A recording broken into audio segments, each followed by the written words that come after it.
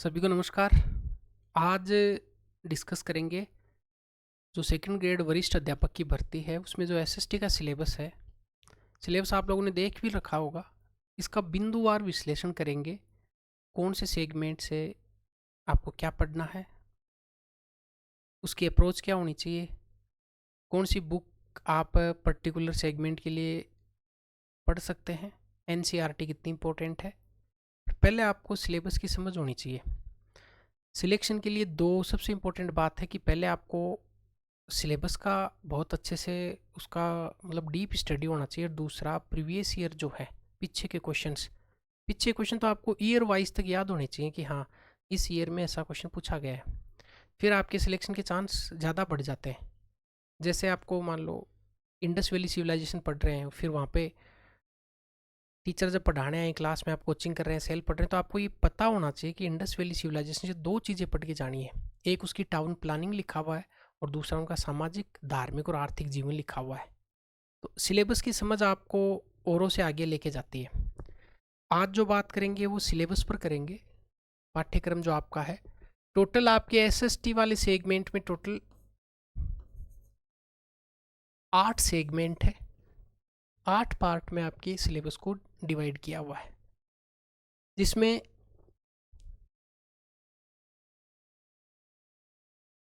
7 जो पार्ट हैं, 7 जो सब्जेक्ट हैं वो आपके जीके कंसर्न है। और एक आपका जो है वो एजुकेशनल शिक्षण विधि, आप इसको हिंदी में लिख देता हूँ मैं, टीचिंग मेथड, शिक्षण विधि।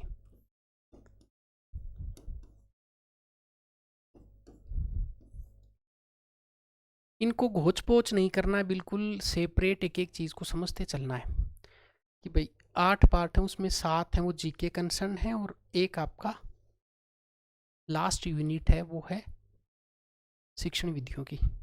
इन 8 की कैटेगरीज करते हैं, सिलेबस को मगअप करते हुए चलते हैं, रटते हुए चलते हैं, समझते हुए चलते हैं। दोनों ही चीज़ें ज़रूरी हैं, रटना भी पड़ता है और समझना भी पड़ता है। तो देखिए, सबसे पहले बात करेंगे इतिहास की।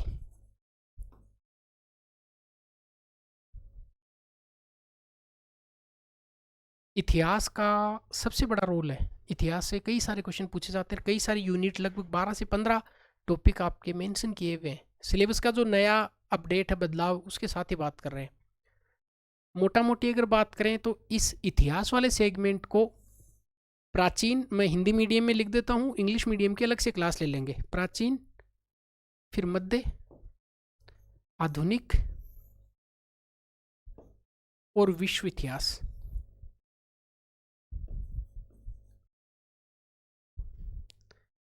1, 2, 3 और टोटल 4 सेगमेंट हैं इतिहास वाले में। प्राचीन भारत का इतिहास, मध्यकालीन, आधुनिक और विश्व है। हालांकि आरपीएससी ने ये कैटेगरी नहीं करी है, प्राचीन, मध्य, आधुनिक, उन्होंने टॉपिक लिखे हुए हैं। इनको अपन समझते हैं। पहले ये बात आपकी समझ में आ गई कि टोटल आपके 8 सेगमेंट हैं। वैसे भी 8 हो जाएंगे, आप सेकंड ग्रेड में लग जाएंगे तो 8 हैं। 7 हैं वो जीके कंसर्न है और एक आपका शिक्षण विधियों का है। सबसे पहले बात करेंगे इतिहास वाले सेगमेंट की। इतिहास वाले सेगमेंट में प्राचीन है, मध्य है, आधुनिक और विश्व इतिहास है। जिन बच्चों ने सिलेबस याद कर रखा है, पढ़ रखा है, याद है, उनको एक क्लास देखने की ज़रूरत नहीं है जिनके याद है। इतिहास के टॉपिक समझते हुए चलते हैं, फिर इनकी कैटेगरी करेंगे कि कौन सा टॉपिक किस सेगमेंट में रखा जाएगा। पहला टॉपिक आपको बताया कि शुरुआत इंडस वैली सिविलाइजेशन से होती है, सिंधु घाटी सभ्यता से। तो मैं लिखता हूँ पहला टॉपिक। अब आपको याद हो जाना चाहिए कि जैसे इंडस वैली सिविलाइजेशन या सिंधु घाटी सभ्यता नाम आता है,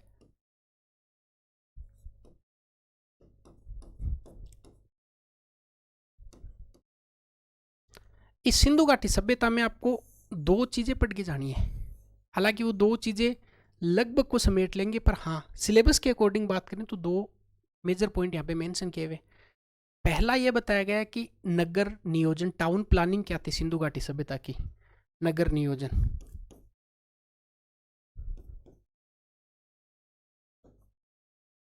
मैं उम्मीद कर रहा हूँ यहाँ से क्वेश्चन आएगा। नगर नियोजन, टाउन प्लानिंग, सड़कें कैसे काटते थी, नगर कैसे थे, नालियाँ किधर बनी हुई थी, दरवाजे किधर खुलते थे, ये उनका ड्रेनेज का सिस्टम कैसा था, टाउन प्लानिंग। और दूसरा, उन लोगों का सामाजिक, धार्मिक और आर्थिक जीवन कैसा था। तो दूसरा टॉपिक यहाँ पे सामाजिक, आर्थिक और धार्मिक जीवन।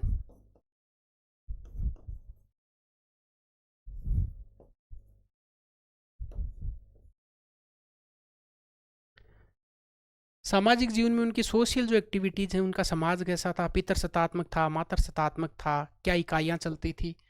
आर्थिक में उनकी सारी गतिविधियाँ, व्यापार करते थे, कृषि करते थे, उद्योगों का क्या प्रचलन था, इंपोर्ट एक्सपोर्ट, आयात निर्यात किन देशों से होता था। और धार्मिक जीवन में उनके रिचुअल्स क्या क्या थे, ताबीज़ का प्रयोग करते थे कि नहीं करते थे, किसकी पूजा होती थी, मातृसत्तात्मक परिवार था, पितृसत्तात्मक, पूजा के संदर्भ में देखेंगे। यहाँ पे मोहरों के बारे में जान लेंगे आर्थिक जीवन के। समझ में आ गई इतनी बात? कुल मिला के सिंधु घाटी सभ्यता से दो चीज़ें बेसिकली जब आप सिलेबस को कैटेगराइज करते हैं, पढ़ते हैं, तो पहले आपके टाउन प्लानिंग बहुत अच्छे से क्लियर होनी चाहिए, और फिर सामाजिक, आर्थिक और धार्मिक जीवन बहुत अच्छे से आपको क्लियर होना चाहिए। अगर बहुत आपको ऐसे और स्मार्ट तरीके से पढ़ना होता है तो नगर नियोजन के प्रीवियस ईयर के क्वेश्चन आपको देखने हैं, क्या क्या आए हुए हैं, यूपीपीसीएस में कौन से आए हुए हैं, आरपीएससी में कौन से आए हुए हैं, और इनसे क्वेश्चन अगर आप देख लेते हैं तो मेजरली मोहरों को लेकर एक क्वेश्चन पूछा जाता है, टाउन प्लानिंग को लेकर क्वेश्चन पूछा जाता है, तो ये आपका समझ में आ जाती है मोटा मोटा। दूसरा टॉपिक है वो वैदिक सभ्यता से है, वैदिक जीवन से संबंधित है।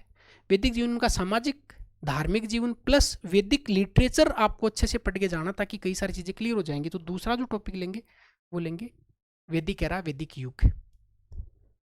दूसरा वैदिक एरा।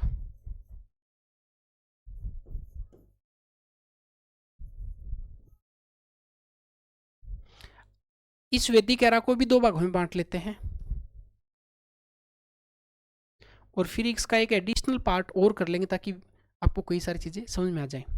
देखिए वैदिक एरा में अगर आपको पढ़ना है तो बेसिकली सामाजिक जीवन, वैदिक एरा में क्या क्या चेंजेज आए, आपको एक टेबल बना के लिखनी है। वैदिक में फिर क्या हुआ, उत्तर वैदिक में क्या हुआ, तो एक तो उनका सामाजिक जीवन,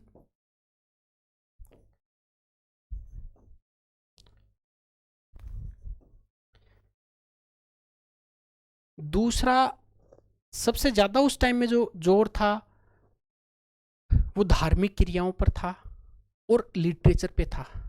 तो दूसरा देखेंगे धार्मिक जीवन,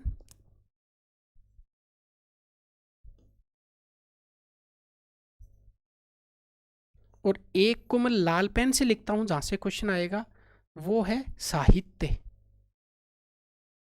साहित्य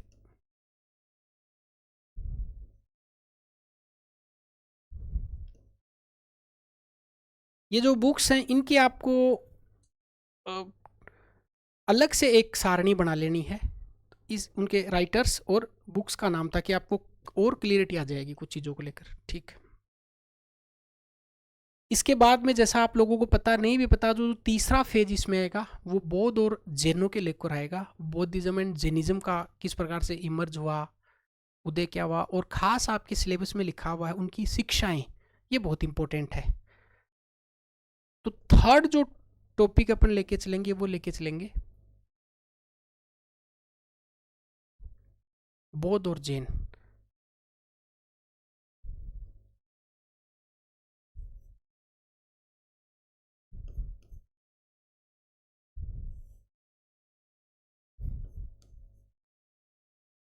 बुद्धिज्म एंड जैनिज्म पे आपको क्या पढ़ना है, सबसे पहला इनका इमर्ज, इनको भी फिर वापस अपन दो भागों में बांट लेते हैं। इनका उदय जब पढ़ेंगे तब डिटेल से देखेंगे इनके उदय की क्या क्या परिस्थितियां थी, क्यों इनका उदय हुआ। और दूसरा इनकी शिक्षाएं, वो बहुत इंपॉर्टेंट है। शिक्षाओं पर लेकर क्वेश्चन पक्का पूछा जाता है, जो पक्का पूछा जाता है मैं इसकी स्टार मार्क कर लेता हूँ ऐसे। इनकी शिक्षाएं, जैन धर्म की शिक्षा और बौद्ध धर्म की शिक्षाएं।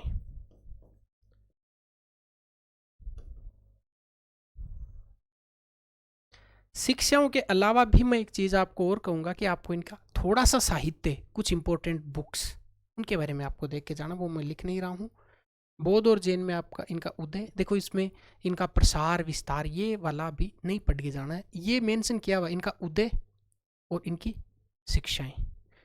अब एक हिस्ट्री के विद्यार्थी के लिए, पढ़ने वाले के लिए और पढ़ाने वाले के लिए संकट होता है वो जब तक चीज़ों को पीछे वाली चीज़ों को लिंक करके नहीं पढ़ाएं, तब तक वो एक ये होता है कि समझ में नहीं आता है और नहीं आता है। हाँ ठीक है, पर फोकस इन पे करना है, ये आपके कोर एरियाज होने चाहिए। एग्जामिनर को सिलेबस दिया जाता है पेपर बनाने के लिए और प्रीवियस ईयर के क्वेश्चन पेपर दिए जाते हैं।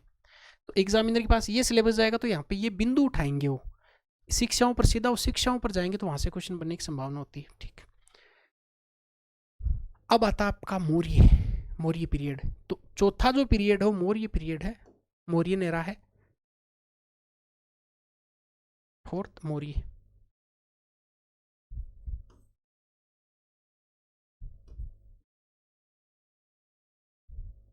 अगर आप एक फैक्ट से अगर अवेयर हैं तो पता है कि मौर्य का जो काल है, मौर्यन जो पीरियड है, इनके सोर्स क्या क्या, स्रोत क्या क्या, स्रोत को लेकर कई बार क्वेश्चन पूछा जाता है। और फिर उनका जो पॉलिटिकल एंड जो एडमिनिस्ट्रेटिव उनके जो फीचर्स हैं, विशेषताएं, करेक्टरिस्टिक्स हैं, उनके बारे में। तो फिर मौर्यन पीरियड को वापस दो भागों में बांट लेते हैं। एक मौर्यन पीरियड को जानने के सोर्स क्या क्या, स्रोत को लेकर क्वेश्चन पूछा जाएगा। और अब सामाजिक, धार्मिक, आर्थिक जीवन खत्म हो जाएगा और आपको दो एडिशनल चीज़ों पे फोकस करके चलना है, वो उनका राजनीतिक और प्रशासनिक विशेषताएं। ये बहुत इंपॉर्टेंट है। तो अगला जो बिंदु रहेगा वो रहेगा इनका राजनीतिक और प्रशासनिक विशेषता।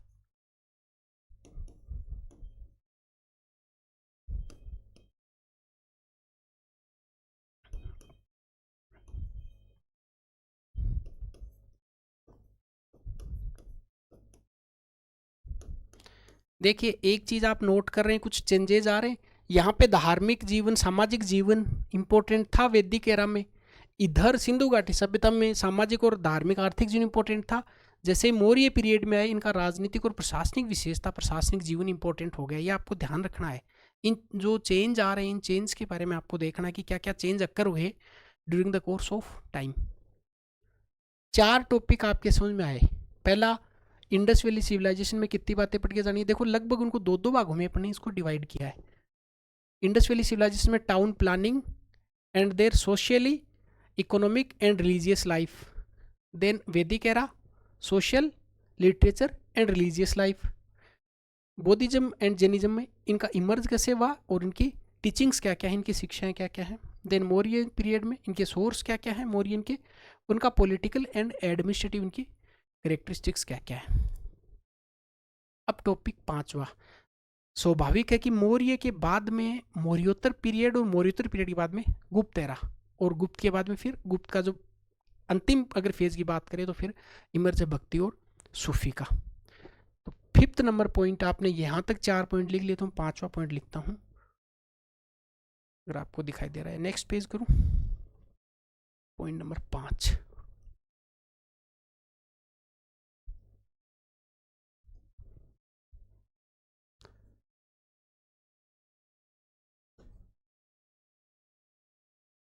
मौर्योत्तर काल।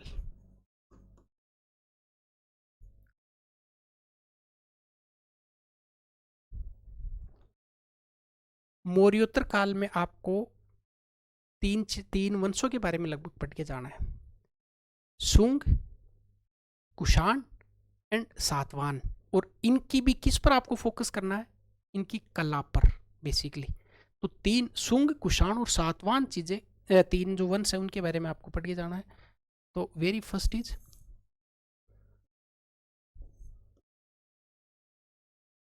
सुंग, सुंग डायनेस्टी, कुषाणाज एंड सातवानाज।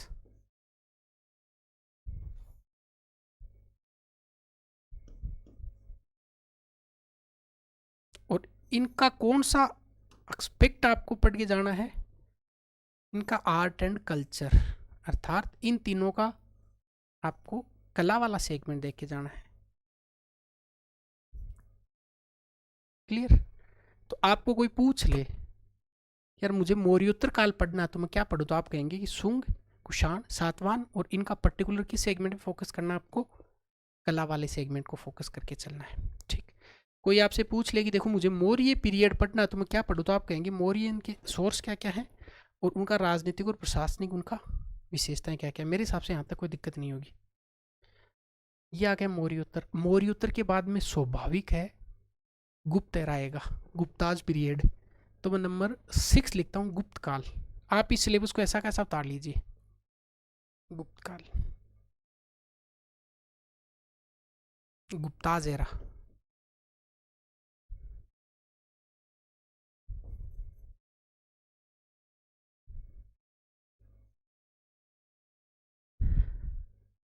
गुप्त काल की आपको 3 बेसिकली विशेषता पढ़ के जानी है। अगर मुझे कोई कहे कि गुप्त काल से क्वेश्चन बनाना है, तो उनका जो साइंस एंड टेक्नोलॉजी वाला जो पार्ट है, विज्ञान का जो पार्ट है, उनकी जो लिटरेचर का जो पार्ट है, उनके आर्ट का जो पार्ट है, वो ज़्यादा इंपॉर्टेंट होता है कंपेरेटिव उनके एडमिनिस्ट्रेशन और उनकी पॉलिटिकल सिस्टम के बजाय। तो आपको अगर गुप्त काल पढ़ना है, तो गुप्त काल में सिलेबस में कौन कौन सी चीज़ें मेंशन करी हैं उनको भी मैं नोट डाउन करवा देता हूँ आपको। कला, ये बहुत इंपॉर्टेंट एक्सपेक्ट है इनके कला वाला। देखो कला का जो डेवलपमेंट यहाँ से आ रहा है, अब एक चीज़ आप और नोट कर रहे हैं, इधर तक कहीं आपको आर्ट एंड कल्चर का एक्सपेक्ट नहीं मिल रहा है। जब अपन पढ़ेंगे तो इनको और इसी साइंटिफिक तरीके से पढ़ेंगे। पर देखो कला वाला जो पोर्शन है वो मौर्योत्तर काल से कला का सिस्टम, फिर गुप्त काल में कला। अब गुप्त काल में और इम्पोर्टेंट क्या होता है, 2 चीज़ें, एक इनका पॉलिटिकल स्ट्रक्चर, इनकी राजनीति, और एक इनका साइंस एंड टेक्नोलॉजी, कला, राजनीति और विज्ञान।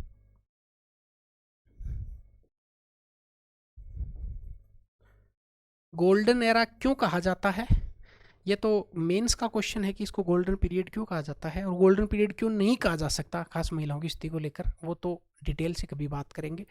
अभी के लिए आप याद रखेंगे कि गुप्त पीरियड, उसमें कला, राजनीति और उनका साइंस। साहित्य भी कला के साथ में ही आप ऐड करके पढ़ सकते हैं, कला और साहित्य। यहाँ पे मैं साहित्य लिखता हूँ। कितने पॉइंट अभी तक डिस्कस कर लिए, 6। 5 पे क्या है, मौर्योत्तर काल, 6 पे गुप्त काल। अच्छा, आपके दिमाग में एक क्वेश्चन हो रहेगा, इनको क्रम से याद करना जरूरी है क्या? कोई ज़रूरी नहीं है क्रम से याद करना, पर हाँ क्रम से याद करते हैं तो और कॉन्फिडेंस आता है आपको, अच्छा कॉन्फिडेंस आता है कि मुझे सिलेबस पूरा याद है। शुरुआत आप कर रहे हैं तो यहाँ से कर सकते हैं। फिर जब इतना सारा पढ़ लेते हैं तो ऑब्वियस सी बात है कि स्वाभाविक टॉपिक है जो बहुत इंटरेस्टिंग है, और इसको बोझ पढ़ के नहीं पढ़ना है। भक्ति और सूफी, ये बहुत मतलब इंटरेस्टिंग है। इतिहास में एक बोरिंग पीरियड में एक अच्छी चीज़ ये आती है भक्ति और सूफी के बारे में।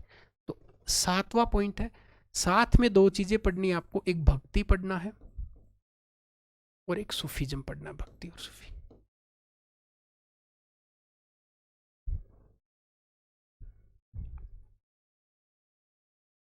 इसके बाद में चलते हैं मिडाइवल फेज में। 7 टॉपिक है ये, इनको आप एंशियंट तक ऐड कर सकते हैं। फिर सीधा चलेंगे अपन मुगल पीरियड में, मुगल एराज में। 7 टॉपिकों में कोई दिक्कत नहीं होगी, भक्ति, सूफी, इधर गुप्त काल का कला, साहित्य, पॉलिटी, इनका साइंस एंड टेक्नोलॉजी। मौर्योत्तर में 3, शुंग, कुषाण, सातवाहन, इनका कल्चर। मौर्य में इसके सोर्स और राजनीतिक और प्रशासनिक विशेषताएं। बौद्ध और जैन, उदय, शिक्षाएं। वैदिक एरा का सामाजिक साहित्य और धार्मिक जीवन, और सिंधु घाटी सभ्यता का नगर नियोजन, सामाजिक, आर्थिक और धार्मिक जीवन। इसका सबसे अच्छा सोर्स क्या पढ़ने का, अगर आपको पढ़ना है तो मैं एक किताब बताता हूँ, वो है एनसीईआरटी की, ओल्ड एनसीईआरटी। उसमें बहुत अच्छे तरीके से सोर्स को डिफाइन किया हुआ है, राजनीतिक प्रशासनिक विशेषताओं को। इसके लिए ओल्ड एनसीईआरटी, अगर आपको फ़ोटो उसका नहीं मिल रहा है तो मैं उसका फ़ोटो आपको टेलीग्राम पे अवेलेबल करवा दूंगा। आप वो किताब ऑनलाइन भी मिलती है और वो आप इसको ले सकते हैं। इससे बाहर क्वेश्चन मुझे लगेगा नहीं कि आएगा, इसके लिए आप इस सोर्स को फॉलो कर सकते हो, ओल्ड एनसीईआरटी, क्लास 11th। अब चलते हैं नेक्स्ट वाले पार्ट पे। 7 पॉइंट यहाँ तक हो गए, अब बात करते हैं 8वीं पीरियड की। 8वां पॉइंट,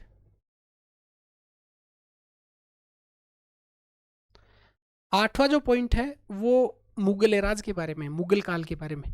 तो मुगल काल में भी देखिए वो राजाओं के नाम, युद्ध, इनका कम, कंपेरेटिवली आपको उनकी प्रशासन की क्या क्या विशेषताएं थी और उनकी कला और वास्तु किस प्रकार का था, इनसे क्वेश्चन आएगा। ये लिखा हुआ है सिलेबस में।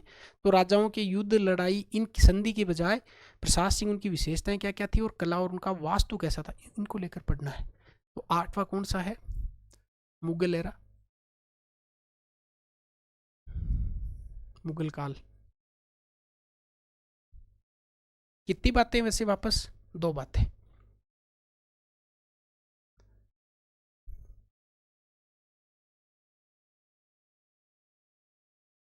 सबसे पहले जब मुगल काल में अपन एंटर होते हैं तो इनका एक अहम जो रोल है, अहम जो इनका योगदान है वो कला और वास्तु को लेकर है, और दूसरा देखेंगे इनकी प्रशासन की विशेषता। तो पहला पॉइंट क्या लिखेंगे, इनकी प्रशासन की विशेषता।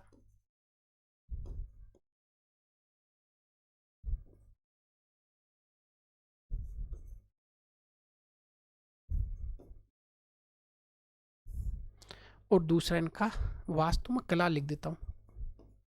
कला में ओबीएस है कि वास्तु शामिल है, पर अलग से वास्तु लिखा, वास्तु। वास्तु का मतलब वास्तुशास्त्र देख के मकानों का निर्माण करते हैं, तो ठीक है सही। जब आप कुछ भवन का निर्माण कर रहे हैं, कोई दुर्ग का निर्माण कर रहे हैं, कोई बावड़ी का निर्माण कर रहे हैं, कोई किले का निर्माण कर रहे हैं, कोई मंदिर का निर्माण कर रहे हैं, कोई मस्जिद का निर्माण कर रहे हैं, वो सारा का सारा वास्तु में आएगा। फिर आपकी शिवाजी लिखा हुआ है, ठीक।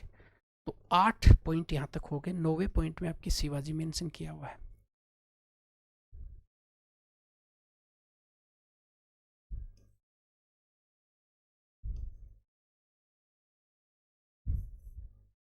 शिवाजी में आपको क्या पढ़ के जाना है, वही दो बातें। पहली उनका राजनीतिक स्ट्रक्चर, फिर उसकी प्रशासनिक उपलब्धियां। क्वेश्चन आने की यहाँ से संभावना है अच्छी खासी। तो आप शिवाजी को जब भी पढ़ें, इन पर वापस आपको दो चीजें पढ़नी है। शिवाजी की पॉलिटिकल अचीवमेंट्स क्या क्या थी, उनकी एडमिनिस्ट्रेटिव अचीवमेंट्स क्या क्या थी, और उनका जो पॉलिटिकल सिस्टम था वो कैसा था, इनकी राजनीतिक व्यवस्था,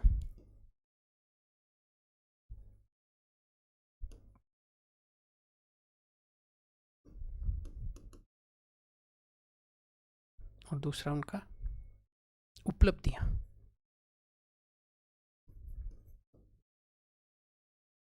और उपलब्धियां कौन सी, एडमिनिस्ट्रेटिव प्रशासनिक उपलब्धियां।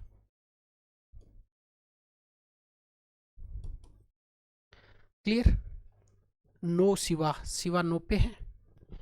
मुगलों ने ठाठ किए, ठाठ पे मुगल है। साथ में साथ साथ में भक्ति सूफी है, साथ साथ में भक्ति और सूफी है। 6,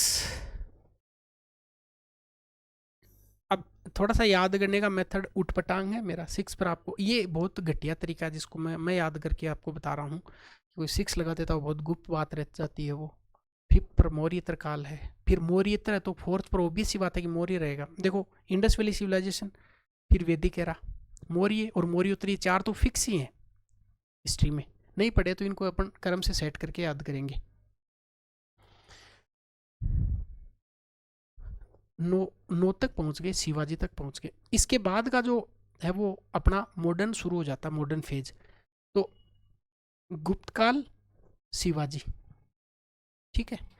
गुप्त पीरियड और शिवाजी, इसको एक बार के लिए अगर अपन कैटेगराइज करें तो किस में कैटेगराइज कर सकते हैं, मिडाइवल फेज में, मध्यकालीन में। इससे पहले तक के ओबीएस बात है, इसको मिडाइवल फेज में ले लेंगे, और इससे पहले तक के सारे एंशियंट फेज में, प्राचीन फेज में। Now move to modern phase. अब मॉडर्न पीरियड की बात करते हैं।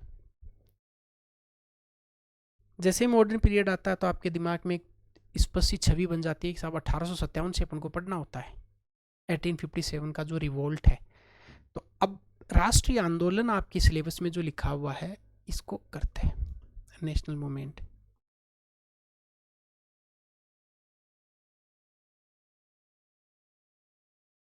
राष्ट्रीय आंदोलन,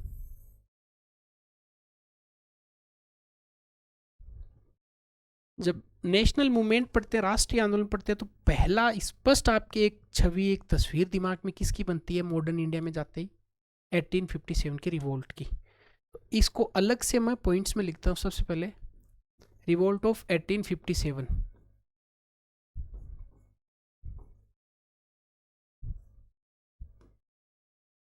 फिर एक इंटरेस्टिंग बात और इन्होंने मेंशन करी है कि जब भी आप 1857 का रिवोल्ट पढ़ते हैं उसमें आपको 3 चीज़ें पढ़ के जानी है। इसकी प्रकृति क्या थी, इसके नेचर क्या था, इनके कारण क्या थे, और मेजर घटनाएं कौन सी है। हालांकि आपके दिमाग में क्वेश्चन स्वाभाविक आएगा, सर सब कुछ तो आ गया, नहीं सब कुछ आ गया, बट जब भी एग्जामिनर को क्वेश्चन बनाने के लिए कहा जाएगा वो इन 3 पॉइंट पे फोकस करके क्वेश्चन पेपर सेट करेगा। सबसे पहले कारण क्या थे इसके, अब ये पढ़ते हैं और इसकी सारी घटनाएं पढ़ लेते हैं। पर एक चीज नोट करिए आपने, नेचर, प्रकृति,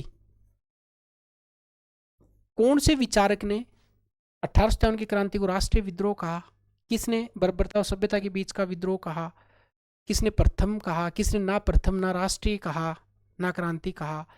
इस नेचर को लेकर क्वेश्चन पूछते हैं, डायरेक्ट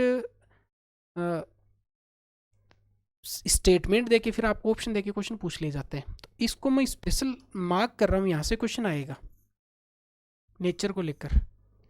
और जो थर्ड इश्यू है वो घटनाएं, वो तो ठीक है, ये तो पढ़ते हैं घटनाएं।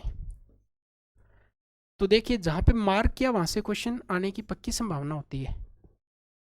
ये तो पढ़ेंगे 1857 का रिवोल्ट, 1857 की क्रांति। अब 1857 से लेकर 1885 का जब दो फेज था तब तक ऑब्वियस ही बात है कि कोई मेजर आपको ऐसा इवेंट समझ में नहीं आता है। इसके बाद पढ़ेंगे इंडियन नेशनल कांग्रेस। तो दूसरा जो बिंदु रहेगा वो रहेगा कांग्रेस, इंडियन नेशनल कांग्रेस। ठीक है, इसके सेशन आपको पूछे जा सकते हैं, अध्यक्ष आपको पूछे जा सकते हैं, इंडियन नेशनल कांग्रेस के आपको चरण पूछे जा सकते हैं। कुल मिला के मॉडर्न वाले में इन्होंने कुछ खास छोड़ा नहीं है, पर हाँ टॉपिक जो लिखे हैं उनको फोकस करके चल रहे हैं। इंडियन नेशनल कांग्रेस के बाद आपको पता है कि जो फेज शुरू होता है वो गांधीयन फेज शुरू होता है, गांधी जी का आगमन शुरू होता है। तो अगला जो आपका थर्ड जो इश्यू रहेगा वो रहेगा महात्मा गांधी।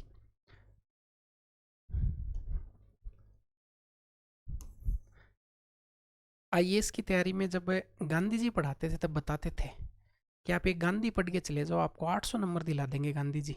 गांधी जी निबंध में आएंगे, गांधी जी एथिक्स में आएंगे, गांधी जी इंटरनेशनल रिलेशन में आएंगे, गांधी जी आपके इतिहास में काम में आएंगे। गांधी तो गांधी है फिर, ठीक है। तो गांधी जी आपको बहुत क्लियर तरीके से गांधी जी के बारे में पता होना चाहिए। तो गांधी एन फेज या गांधी जी लिखता हूँ मैं एक बार।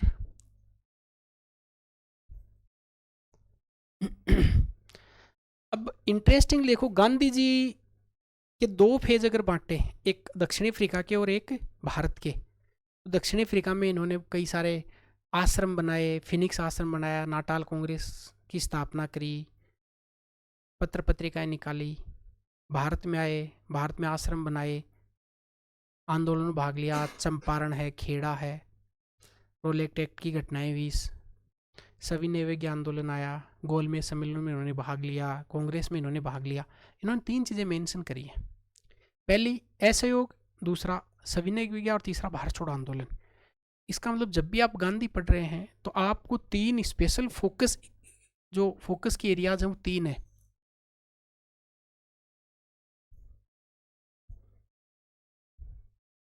पहला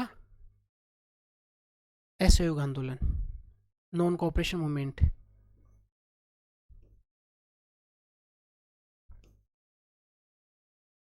एक साल में स्वराज जो नारा था। दूसरा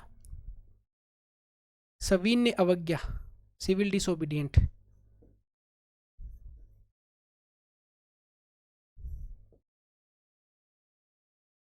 और थर्ड भारत छोड़ो, क्विट इंडिया मूवमेंट।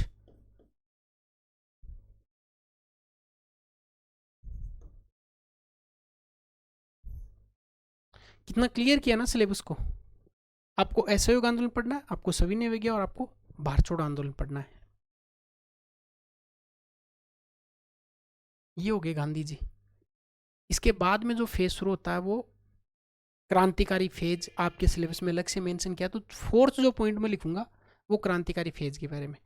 मैं वापस आपको क्लियर करूं, जब भी आपको पूछा जाए कि गांधी जी पे क्या पढ़ना, तो आपको बहुत क्लियर होना चाहिए कि गांधी जी में जितने नाम है उतनी चीज़ें उनकी लिखी हुई हैं। गांधी जी में गांधी जी और असहयोग, सभी ने अवज्ञा और भारत छोड़ो। आपको कोई पूछ ले कि 1857 की क्रांति जो उसमें क्या पढ़ना है, तो आप कहेंगे देखो कारण तो पढ़ने ही है, साथ में प्रकृति को बहुत अच्छे से पढ़ना है। ठीक है, इसके बाद में 20वीं सदी की जो क्रांतिकारी घटनाएं उनके बारे में आपको लिखा हुआ है। और क्रांतिकारी जो फेजेज है उनको 3 भागों में, 2 भागों में तो बांट के पढ़ते ही पढ़ते हैं, पहला चरण और दूसरा चरण। इन्होंने जो थर्ड चरण जिसमें सुभाष चंद्र बोस का जो फेज है, इंडियन नेशनल जो आर्मी बनी थी, आईएनए बनी थी, उस फेज को भी इन्होंने मेंशन किया है। जो फोर्थ पॉइंट अपन लेते हैं, चौथा पॉइंट, वो पॉइंट पढ़ेंगे क्रांतिकारी घटनाएं, क्रांतिकारी आंदोलन, 20वीं सदी की क्रांतिकारी घटनाएं।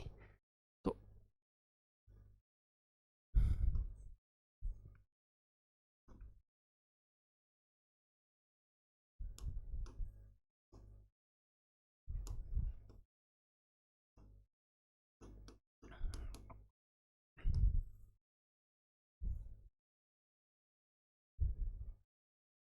इसमें 3 फेज, तीनों फेजों के बारे में पढ़ना है।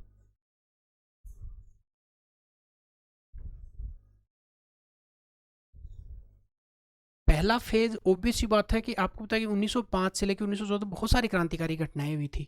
बंगाल में हुई थी, महाराष्ट्र में हुई, पंजाब में हुई, दिल्ली में हुई। तो पहला चरण, फर्स्ट चरण,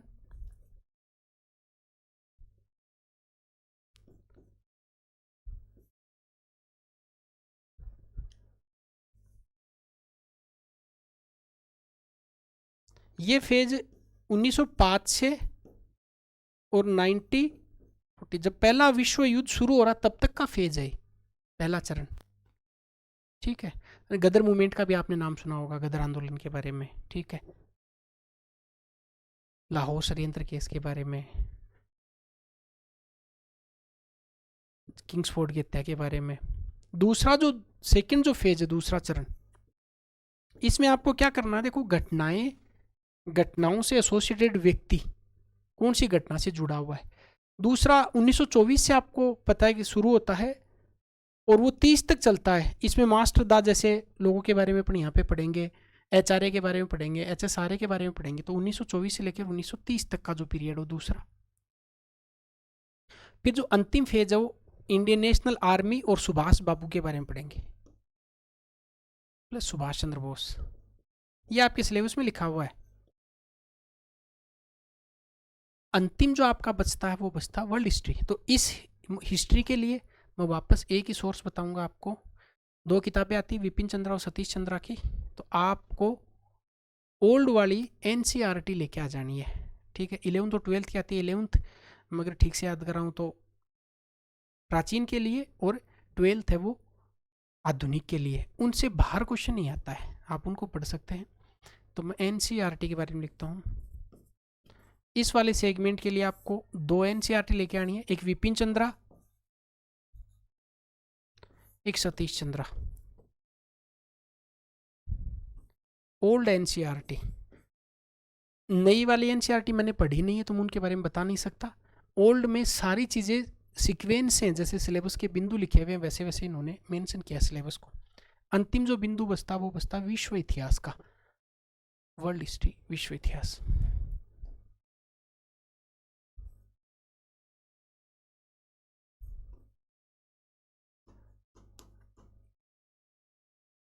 मैं ठीक से याद करवाऊँ तो एक राजस्थान बोर्ड की 11वीं क्लास की विश्व इतिहास की किताब आती थी पहले, अभी तो पता नहीं आती कि नहीं आती। वो बहुत अच्छी है इसके लिए। या फिर जो शायद अरविंद भास्कर की ये किताब आती है वो आप देख सकते हैं, या कोई और आपको कोचिंग का मटेरियल सोर्स मिलता तो उसको देख सकते हैं। 3 क्रांतियाँ लिखी हुई है, अमेरिका की क्रांति, फ्रांस की क्रांति और रशियन रिवोल्यूशन। तो यहाँ पे 3 क्रांतियों के बारे में आपको पढ़ के जाना है। इनकी घटनाएं ज़्यादा पूछता वो। बोस्टन टी पार्टी की घटना किससे संबंधित है, इस प्रकार से। खूनी क्रांति की घटना किससे संबंधित है, इस प्रकार से। तो एक रशियन रिवोल्यूशन, रूस, America and France, French revolution, American revolution और Russian, French and American revolution के बारे में पढ़ना। इसके लिए भी मैं फिर कहूँगा आपको एनसीईआरटी ही पढ़नी है, एनसीईआरटी का आपको सोर्स के लिए फॉलो कर सकते हैं। एक सेगमेंट आपको मैंने पूरा बताया इतिहास का और आपको ठीक से समझ में आ गया होगा। टोटल अगर बिंदु की बात करें तो देखिए वर्ल्ड हिस्ट्री अपन ने डिस्कस कर लिया जिसमें 3 बिंदु आ रहे हैं। मॉडर्न जो फेज है, मॉडर्न फेज यहाँ से शुरू करेंगे, रिवोल्ट ऑफ 1857 से इंडियन नेशनल कांग्रेस के बारे में जानेंगे, गांधी जी के बारे में जानेंगे और उसके बाद में क्रांतिकारी घटनाओं के बारे में जानेंगे। अगर और पीछे चलें तो यहाँ से जो फेज है मिडाइवल का, इसमें 7 में भक्ति सूफी आ गए, 8 में मुगल पीरियड आ गया, 9 में शिवाजी आ गए और यहाँ से फिर आपका मॉडर्न शुरू हो जाता है। तो अब ये सेगमेंट सारे क्लियर हो गए। अब बात करते हैं दूसरा सेगमेंट है ज्योग्राफी का, पर अपन बात करेंगे इकोनॉमिक्स की। ज्योग्राफी सबसे लास्ट में लेते हैं। अर्थशास्त्र,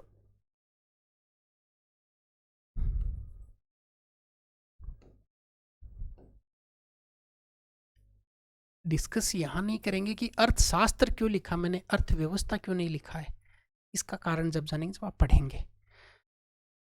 बेसिकली अगर इस सेगमेंट को बताऊं तो मैं 4 टॉपिक है, 4 यूनिट है इनके सिलेबस की, जो नए वाला सिलेबस आपके खूब आसान है। आपकी इसमें एक दिक्कत आती है, पहले मैं बात करूं, वो है कि केंद्रीय प्रवृत्ति के माप आपको बताए गए हैं, जिसमें माध्य माध्यिका बहुलक। ठीक, आप इसको सोच के स्टैटिक्स वाले पोर्शन को छोड़ के इसको सोचते कि ये नंबर नहीं देके जाएगा ना, उस टॉपिक उससे 2% ही आएंगे उससे।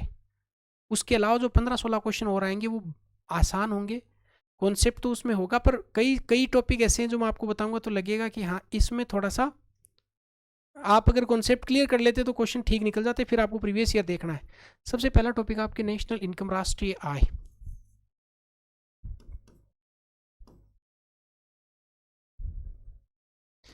देखिए यहाँ आपको जीडीपी के बारे में, जीएनपी के बारे में, एनएनपी के बारे में, फैक्टर पोस्ट पर कैसे निकालते हैं, मार्केट प्राइस पर कैसे निकालते हैं, राष्ट्रीय आय के लिए गणना के मेथड कौन कौन से काम में ले जाते हैं, ये आप पढ़ना है। फिर आपको किन्स की जो थ्योरी है, उपभोग फलन, उनके बारे में पढ़ना है। तो दूसरा टॉपिक है यहाँ पे उपभोग फलन, ये आपका पढ़ावा नहीं होगा।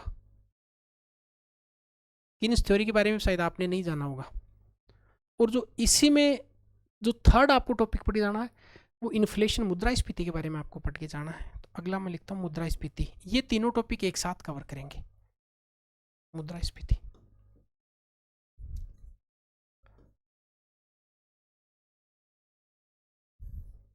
ठीक है। इन्फ्लेशन, मुद्रास्फीति क्या होता है, मुद्रा अविस्फीति क्या होता है, हेडलाइन क्या होता है, कोर क्या होता है, मुद्रास्फीति के मापक क्या क्या है, सीपीआई क्या है, डब्ल्यूपीआई क्या है, मुद्रास्फीति के कारण क्या क्या हो सकते हैं, मांग जनित क्या होता है, ठीक है, पूर्ति जनित क्या होती है, अन्य कारण क्या क्या हो सकते हैं, कुछ स्टैगफ्लेशन क्या होता है, स्क्यूफ्लेशन क्या होता है, कुछ शब्दावली के बारे में।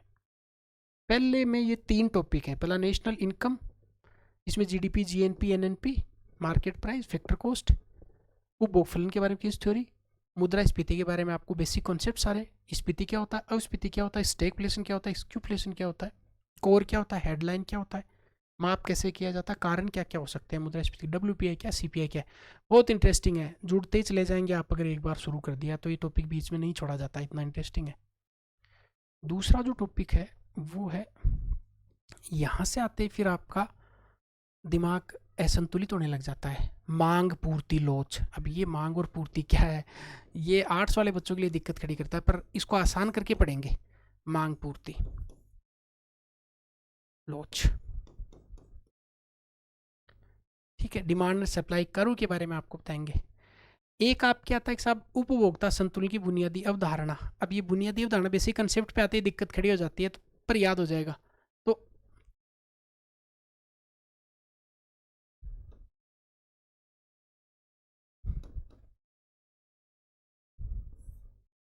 संतुलन, demand supply, demand high supply कम, इनबैलेंस, सप्लाई ज़्यादा डिमांड कम, वापस imbalance, demand and supply equal, equilibrium. इसके बारे में बहुत अच्छे से जानेंगे।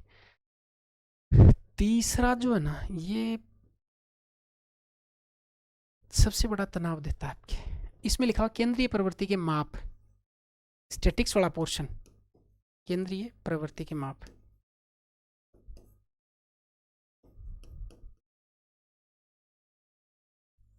आप इस एक यूनिट के लिए जिसे 2 सवाल आएंगे, पूरे इकोनॉमिक्स वाले सेगमेंट को छोड़ के जाते हो कि यार ये तो नहीं होगा।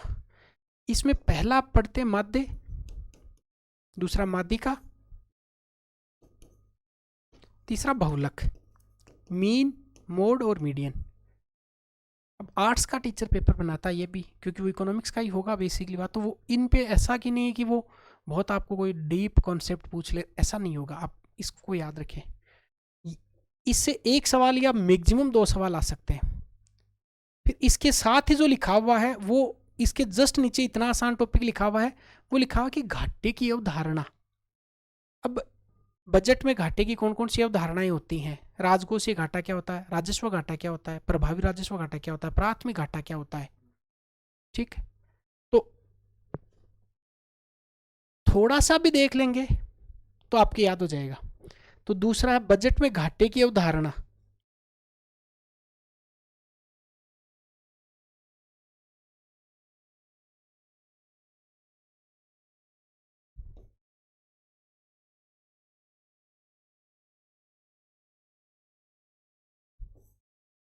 इनमें बहुत सारे प्रकार के इंटरेस्टिंगली आपको घाटे बता देंगे कि बजट में घाटे की क्या क्या अवधारणा होता है। तीसरा इससे आसान टॉपिक है, इसमें अगर देखा जाए इसी तीसरे सेगमेंट में पढ़ रहे हैं पढ़ने, मैं इसको 5वां पॉइंट लिख देता हूं ताकि और आपकी क्लियरिटी आ जाए।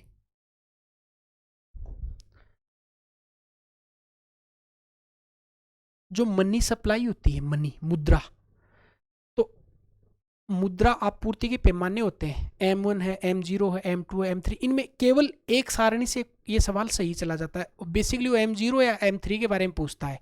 इन मतलब आधे एक पेज का मामला है ये, ऐसे टॉपिक बड़ा है ये, परीक्षा में आने के लिए कह रहा हूँ।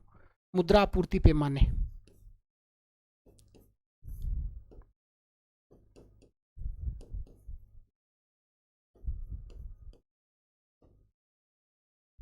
ठीक। अब इनमें अगर बहुत तनाव दे देगा तो एक ये दे सकता है, एक ये दे सकता है, तो उनसे 2-2 सवाल आएंगे। मान लो आपको बहुत ज़्यादा तनाव तो छोड़ दो, क्या है। एक है साख सर्जन, साख नियंत्रण। अब इसको मैं लिखता हूँ, ये क्यों समझ में नहीं आता है, साख नियंत्रण, साख सृजन और नियंत्रण। अच्छा ये क्या है, साख सृजन। जब भी बैंक से लोन लेने के लिए जाते हैं, अपने लिए तो लोन होता है, पर बैंक के लिए वो साख हो गई, उसका नियंत्रण, नियंत्रण के क्या क्या उपाय हैं। भाई अगर बहुत छोटे से कॉन्सेप्ट में मैं आपको बता दूं, तो मान लो बैंक आपको 8% पर लोन दे रहा है, तो आपके दिमाग में है कि मैं गाड़ी खरीद लेता हूँ और 8% पे लोन लेके गाड़ी लेके आ गए आप, और बहुत सारे लोग और भी लेके आ गए। गाड़ियों की डिमांड क्या हो गई, बढ़ गई, क्योंकि बहुत सारे लोग गाड़ी खरीद रहे हैं।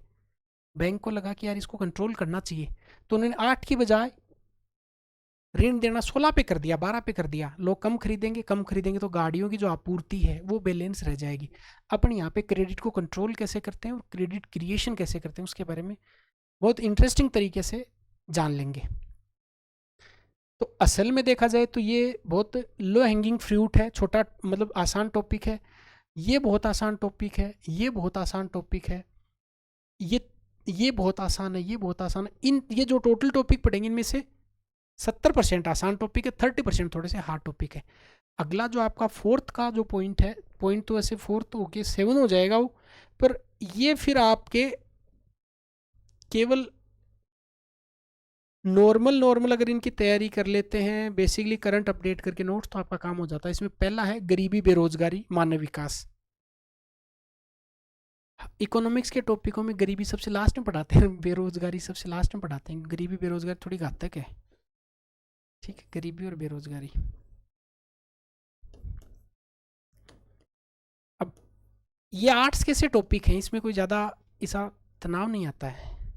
भाई एक दिन लेके बैठते तो याद कर लेते हैं। इसमें HDI आपको पढ़ना है, इस टॉपिक को मैं लिख देता हूँ, HDI। ये पूछता ह्यूमन डेवलपमेंट इंडेक्स, अवधारणा कहाँ से लेके आए, कितने पैरामीटर पे निकाला जाता है, भारत की स्थिति क्या है, एक आपको पढ़ना है PQLI, physical quality life index. दूसरा टॉपिक HD के साथ में PQLI पढ़ना है, PQLI। अब ये इंग्लिश नाम आ गया तो आपको लग गया कि ये तो बहुत भारी भरकम है। आधे पेज के नोट्स इसके, आधे पेज के नोट्स, एक पेज के नोट्स हैं इन दोनों टॉपिक्स के, इससे क्वेश्चन निकल जाएगा। फिर सस्टेनेबल डेवलपमेंट, अगला जो मुद्दा लिखा हुआ है सस्टेनेबल डेवलपमेंट, सतत विकास।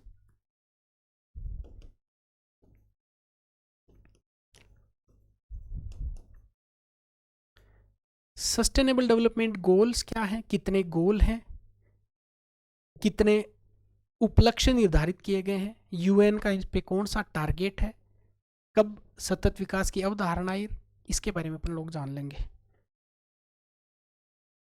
इसके बाद में एक टॉपिक है हरित लेखांकन, जो केवल डालने के लिए टॉपिक डाला गया है, इससे सवाल नहीं आता है। हरित लेखांकन, इसको बताता हूँ मैं क्या होता है हरित लेखांकन।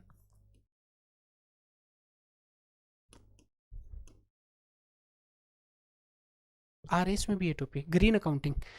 इसमें क्या होता है कि जब आप डेवलपमेंट कर रहे हैं उसके बदले में उस भौतिक पर्यावरण का आपने कितना क्षरण किया है। जैसे मान लो आपने एक गाड़ी बनाने के लिए कितना सारा पोल्यूशन आपने फैलाया है, इसका भी तो हिसाब किताब होना चाहिए। ये आपको हरित लेखांकन में एक टॉपिक आपके और लिखा हुआ है, नीति कमीशन, नीति आयोग। नीति आयोग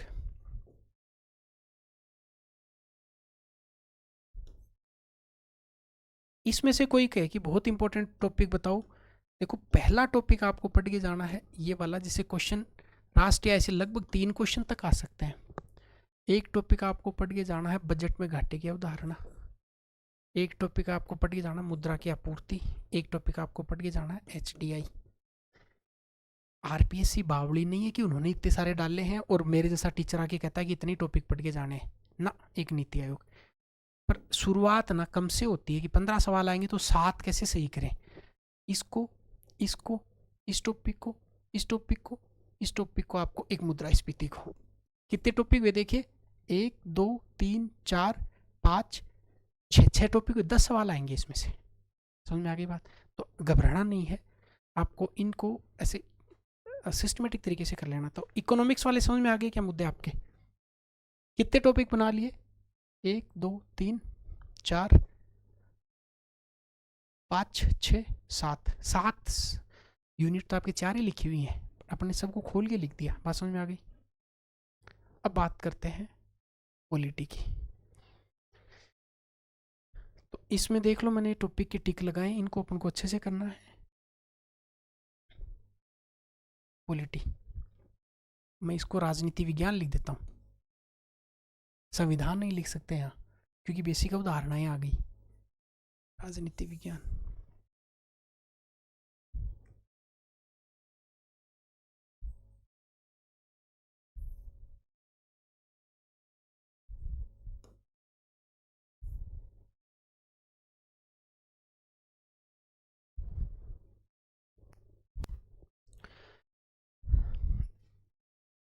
राजनीति विज्ञान को बेसिकली अपन संविधान के नाम से जानते हैं। संविधान एक सेगमेंट है, राजनीति विज्ञान में कई मौलिक अवधारणाएं जिनके बारे में पढ़ना होता है।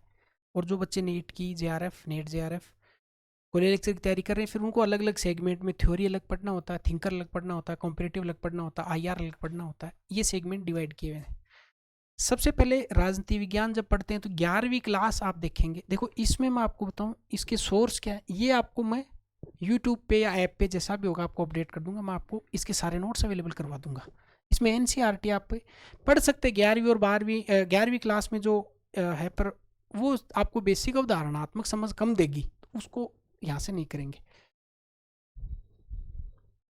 राजनीति विज्ञान, राजनीति विज्ञान में 11वीं क्लास की आपको एक है राजनीति विज्ञान की मूल अवधारणा, ऐसा कुछ राजनीति विज्ञान का एक बुक है। इसमें टॉपिक देखते हैं। सबसे पहले राजनीति विज्ञान का प्राचीन मतलब पारंपरिक और आधुनिक परिप्रेक्ष्य में इसका अर्थ देखना है, प्रकृति, क्षेत्र और दृष्टिकोण। ये पब्लिकेट वाला जो पहला यूनिट है लगभग उसको उठाया गया, ऐसा देखेंगे अपन। तो पहली यूनिट अपन लिख लेते हैं इसमें, फर्स्ट यूनिट, पहली यूनिट है नंबर 1। ये अब छोटा ही इसलिए ज़्यादा बड़ा नहीं है। राजनीति विज्ञान राजनीति विज्ञान जब शुरू करेंगे तो सबसे पहले परंपरागत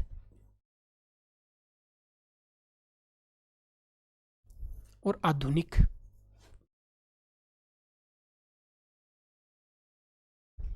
जब पॉलिटिकल साइंस का अर्थ देखते हैं भाई, राजनीति विज्ञान का अर्थ क्या है, राजनीति विज्ञान का क्षेत्र क्या है, राजनीति विज्ञान के दृष्टिकोण क्या है, प्रकृति क्या है, कला है या विज्ञान है, संभावनाओं की विज्ञान किसने कहा है, कला और विज्ञान दोनों, कई सारे फैक्ट अपन को देखने हैं।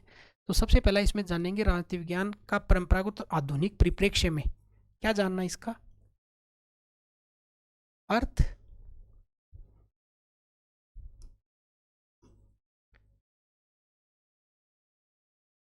दूसरा प्रकृति,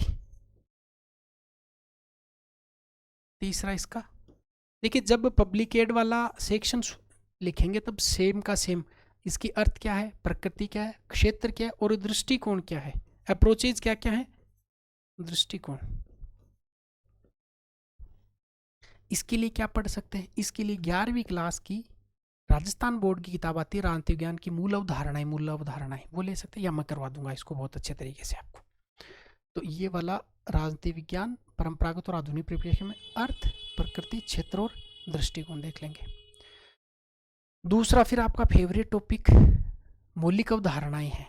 मौलिक अवधारणाएं फेवरेट है क्या? हाँ, जब 11वीं क्लास के जो बच्चे शुरुआत करते हैं वो मौलिक अवधारणाएं पढ़ते हैं, राज्य के बारे में, स्टेट के बारे में, संप्रभुता के बारे में, अधिकार के बारे में, स्वतंत्रता के बारे में, समानता के बारे में, न्याय के बारे में, शक्ति, सत्ता, वैधता, इनके बारे में। ये बहुत इंटरेस्टिंग टॉपिक है राजनीति विज्ञान की, जब अवधारणात्मक अपन समझ लेते हैं तो शानदार टॉपिक है।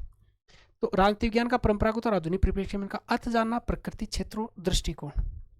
दूसरा है, इससे ज़्यादा सवाल आते यूनिट नंबर 2 से, और ये 11वीं क्लास की है या 11वीं क्लास की है प्रोबेबली, उनके यूनिट के नाम हैं ये, वो क्यों उठा के सिलेबस में डाल दिए इन्होंने। दूसरे में आपको जानना कुछ बेसिक कंसेप्ट, मूल अवधारणाएं राज्य के बारे में। राज्य के 4 जो एसेंशियल तत्व होते हैं, इनमें से अगला तत्व है संप्रभुता,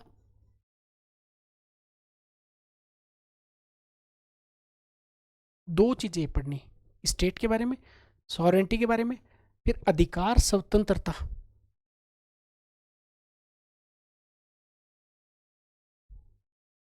एक चीज याद है, ये मूल अधिकार नहीं है, राइट्स हैं, अधिकार है। अधिकार के बाद में स्वतंत्रता, न्याय, समानता। इसके लिए क्या पढ़ेंगे, वो 11वीं क्लास की राजनीति विज्ञान की मूल अवधारणाएं, उसमें टॉपिक के नाम है। फिर शक्ति, सत्ता, वैधता।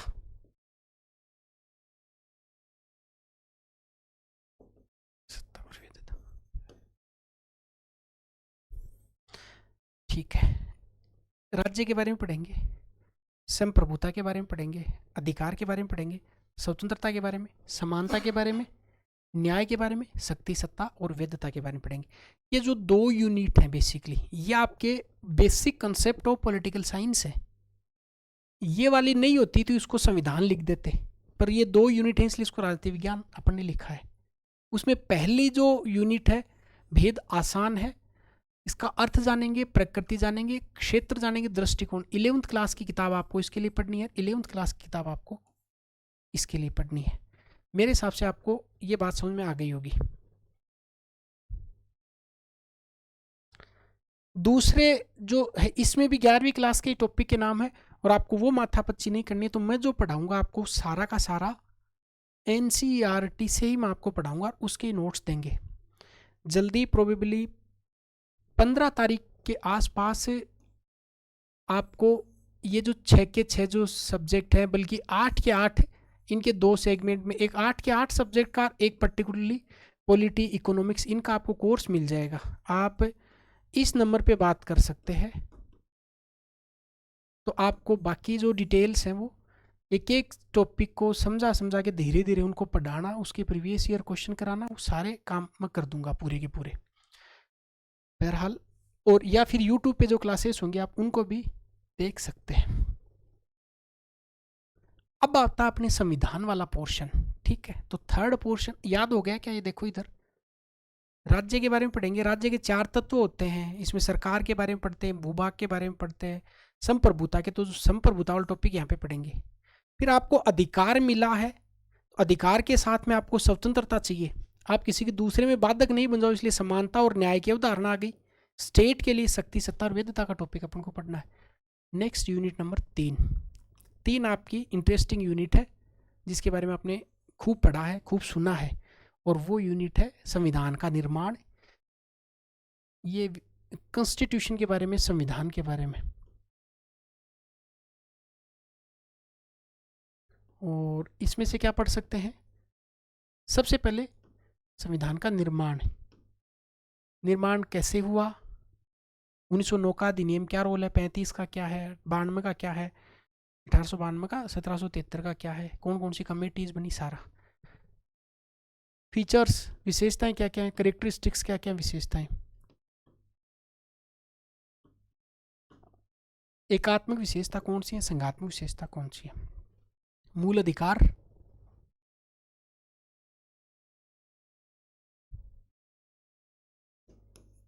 उसके बाद में डीपीएसपी, निदेशक तत्व,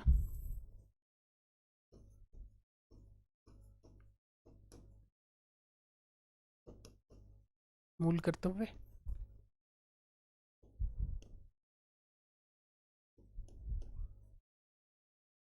ठीक है। कौन कौन से टॉपिक है? निर्माण पढ़ना है, विशेषताएं पढ़नी है, मूल अधिकार पढ़ने, मूल कर्तव्य पढ़ने हैं। और ये देखो, वैसे तो अलग से एक टॉपिक लिखा हुआ संविधान संशोधन, पर जब विशेषताएं पढ़ेंगे तो ये अंडरस्टूड होता है। एक विशेषता होती है संविधान लचीला और कठोर होना, वहां पे संविधान के संशोधन पढ़ने होते हैं बेसिकली। तो आपको संशोधन के बारे में पढ़ना है, और मोटा मोटी आपको प्रमुख जो संशोधन है, प्रमुख संशोधन 24वें संशोधन के बारे में जान सकते हैं, पहले संशोधन के बारे में जान सकते हैं, 42वें के बारे में जान सकते हैं, 44वें के बारे में जान सकते हैं, 52वें के बारे में जान सकते हैं, 61वें के बारे में जान सकते हैं, 73वां पढ़ सकते हैं, 74वां संशोधन पढ़ सकते हैं, 91वां संविधान संशोधन पढ़ सकते हैं, 86वां संविधान संशोधन पढ़ सकते हैं, 99वां संविधान संशोधन पढ़ सकते हैं, 100वां पढ़ सकते हैं, 101वां, 99वां से नल एंड वॉइड पर पढ़ना पड़ेगा। तो प्रमुख संशोधन,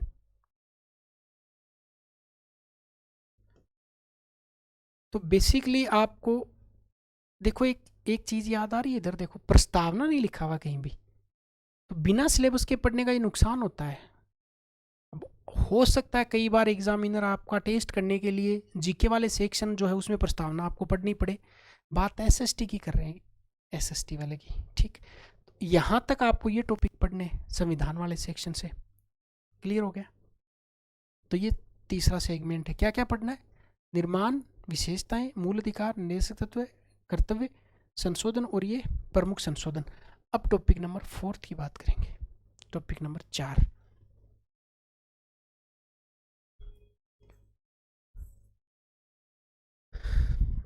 टॉपिक नंबर 4 के बारे में अगर मैं आपको बताऊं तो मैं ये कहूँ कि सरकार के बारे में पढ़ना है। सरकार, ये क्या मतलब हुआ बताते हैं। जैसे ही मैं गवर्नमेंट का नाम लिखता हूं, आपको एक तस्वीर दिमाग में छपनी चाहिए आपके। सरकार का नाम लेते ही इसके तीनों जो ऑर्गन्स हैं, तीनों अंग हैं, which are 3 organs of government? विधायिका, जिसको व्यवस्थापिका और पॉपुलर नाम संसद भी बोलते हैं, विधायिका। फिर कार्यपालिका, राष्ट्रपति, प्रधानमंत्री और मंत्रिपरिषद। देखो दो चीजें, व्यवस्थापिका के बारे में, कार्यपालिका के बारे में, और तीसरा इन्होंने क्या लिखा? न्यायपालिका। तो तीनों ऑर्गन हो गए ना, तो तीनों न्यायपालिका यहाँ पे। तो क्वेश्चन मान लो पूछता आपको कौन सा पढ़ना है, यहाँ पे क्या क्या पढ़ना है? इसको दोनों स्तर पर, केंद्र के स्तर पर भी और राज्य के स्तर पर भी। केंद्र के स्तर पर विधायिका में लोकसभा, राज्यसभा, राष्ट्रपति। राज्य के स्तर पर विधानसभा, विधान परिषद, राज्यपाल। कार्यपालिका में प्रधानमंत्री, मंत्रिपरिषद, राष्ट्रपति। और राज्य के स्तर पर मुख्यमंत्री, मंत्रिपरिषद और राज्यपाल। न्यायपालिका में केंद्र के स्तर पर सुप्रीम कोर्ट पढ़ सकते हैं और राज्य के स्तर पर हाई कोर्ट्स पढ़ सकते हैं। साथ में आपको पढ़ना है स्थानीय स्वशासन, तो थर्ड स्तर भी पढ़ना है और वो स्थानीय स्वशासन, local self government.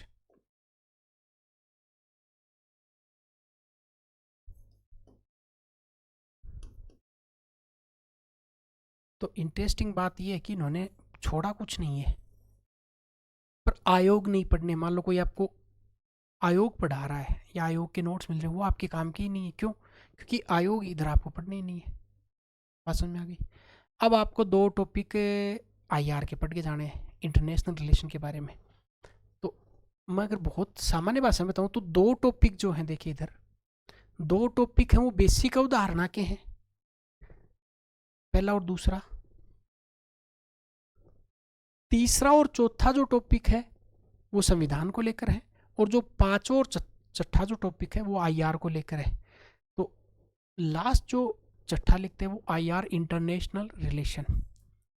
International relation में आपको दो टॉपिक पढ़ के जाने, एक तो फॉरेन पॉलिसी, भारत की विदेश नीति, विदेश नीति के निर्धारक क्या क्या है, विदेश नीति का उद्ध विकास कैसे हुआ, ये वाले। और फिर पड़ोसी देशों के साथ में संबंध है।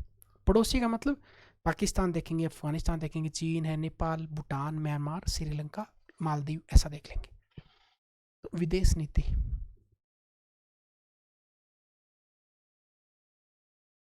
फॉरेन पॉलिसी प्लस पड़ोसी देशों के साथ संबंध।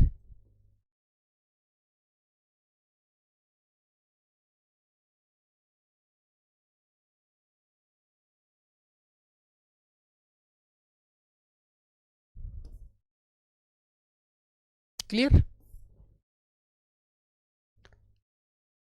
अगला पॉइंट सातवां देखेंगे, यूएनओ। इंटरेस्टिंग है। तो सातवां टॉपिक हो जाएगा यूएनओ, यूनाइटेड नेशन ऑर्गेनाइजेशन, संयुक्त राष्ट्र संघ। संयुक्त राष्ट्र संघ में क्या क्या पढ़ना, इसका संगठन क्या, इसके अंग और इसका रोल। तो तीन चीजें। सबसे पहले इसका संगठन,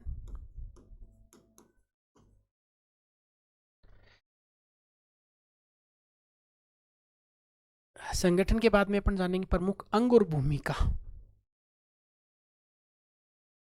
रोल। इसका मतलब ये टोटल आपके दो दो अगर यूनिट लेके चलें तो ये आपकी पॉलिटिकल साइंस का सिलेबस है। इसके लिए क्या, इसको आपको वो तो बेसिक अवधारणा पढ़ें तो आप एनसीईआरटी से पढ़ सकते, अदरवाइज फिर आपको मैं करवा दूंगा ये। अब बात करते हैं बहुत इंटरेस्टिंग सोशियोलॉजी के बारे में, समाजशास्त्र के बारे में। तो अगला जो सेगमेंट रहेगा, हिस्ट्री के बारे में जान लिया, इकोनॉमिक्स के बारे में जान लिया, पॉलिटी के बारे में जान लिया। फोर्थ सेगमेंट इज समाजशास्त्र, सोशियोलॉजी।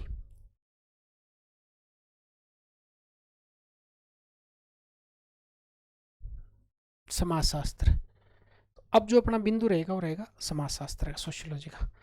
सोशियोलॉजी का सिलेबस बड़ा नहीं है, 5 यूनिट बेसिकली इन्होंने मेंशन करी है सोशियोलॉजी में।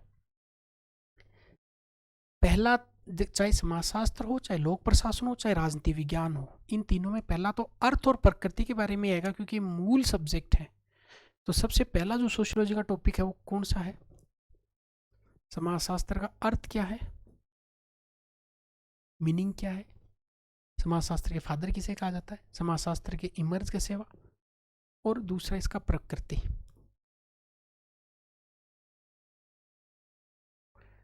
ये इस वाली यूनिट में सब कुछ आ जाएगा। और इसका परिप्रेक्ष्य, अप्रोचेज, अर्थ प्रकृति प्लस परिप्रेक्ष्य।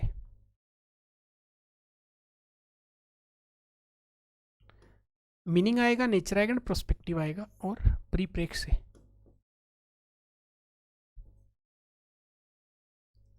एक तो ये यूनिट पढ़ के जानी है। दूसरी जो यूनिट है वो वापस बेसिक कंसेप्ट पे, जो आरएस में जो टॉपिक लगा हुआ वो का टॉपिक। तो दूसरा जो टॉपिक है वो टॉपिक है, देखो ये वाले इकोनॉमिक्स, राजनीति विज्ञान, समाजशास्त्र, पब्लिक एड, फिलोसफी, हिस्ट्री, ये जो आठों के आठों है, टीचिंग को छोड़कर, टीचिंग मैनेजमेंट को छोड़कर, उसको क्या बोलेंगे हिंदी में, शैक्षणिक, शैक्षणिक विधि को छोड़कर बाकी जो सारे के सारे वो आरएस में है। ठीक है। और मज़े की बात है कि सबको कई कई बार मैंने पढ़ा दिया है, तो आपको तो मैं याद करवा ही दूंगा सब कुछ। अर्थ प्रकृति परिप्रेक्ष्य आएगा। दूसरा जो है मूल अवधारणा, बेसिक कंसेप्ट्स, मूल अवधारणा। मूल उदाहरणों में समाज के बारे में जानेंगे, समाज है क्या, सामाजिक इकाइयाँ क्या, सामाजिक संगठन क्या, एक तो समाज के बारे में। दूसरा जानेंगे कि सामाजिक समूह कैसे बनते हैं, सामाजिक समूह है। स्टेटस क्या बोलते हैं इसको, परिस्थिति, स्थिति। तो परिस्थिति लिख देता हूँ, स्थिति लिख देता हूँ, स्टेटस। ये बेसिक कंसेप्ट। पहला आपको सोसाइटी के बारे में जानना, सामाजिक समूह के बारे में जानना, सामाजिक स्थिति के बारे में जानना है, रोल के बारे में, इन सब का क्या रोल, और साथ में सामाजिक परिवर्तन, तो स्थिति की भूमिका, परिस्थिति भूमिका, और अगला जो सामाजिक जो परिवर्तन आ रहे हैं उनके बारे में, सामाजिक परिवर्तन।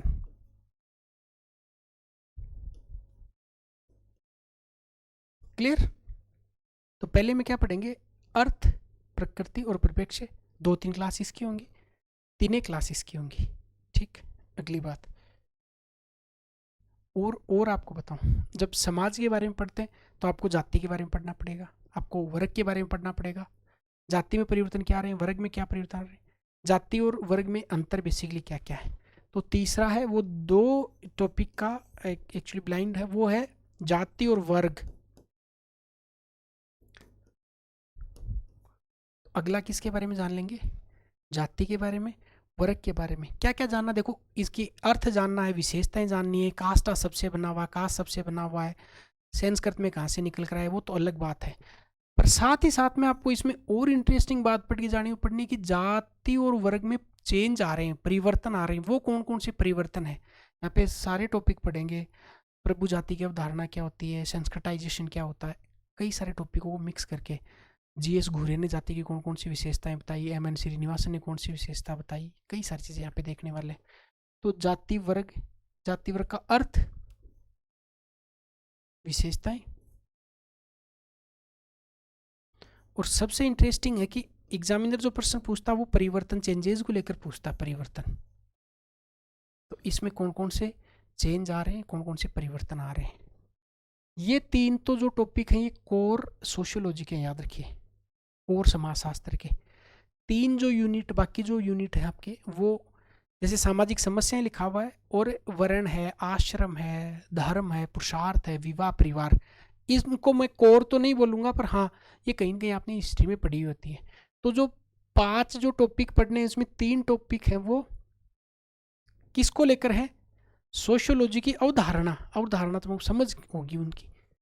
चौथा जो टॉपिक है वो सामाजिक समस्याएं लिखी हुई हैं, कौन कौन सी समस्याएं हैं। सबसे पहली समस्या है जातिवाद,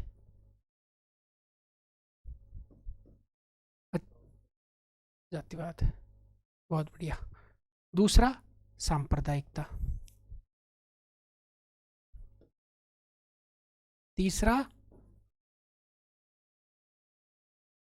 अब गरीबी इकोनॉमिक्स में पढ़ेंगे, गरीबी इधर भी पढ़ लेंगे, गरीबी। चौथी कौन सी समस्या, भ्रष्टाचार है ना, भ्रष्टाचार। पांचवी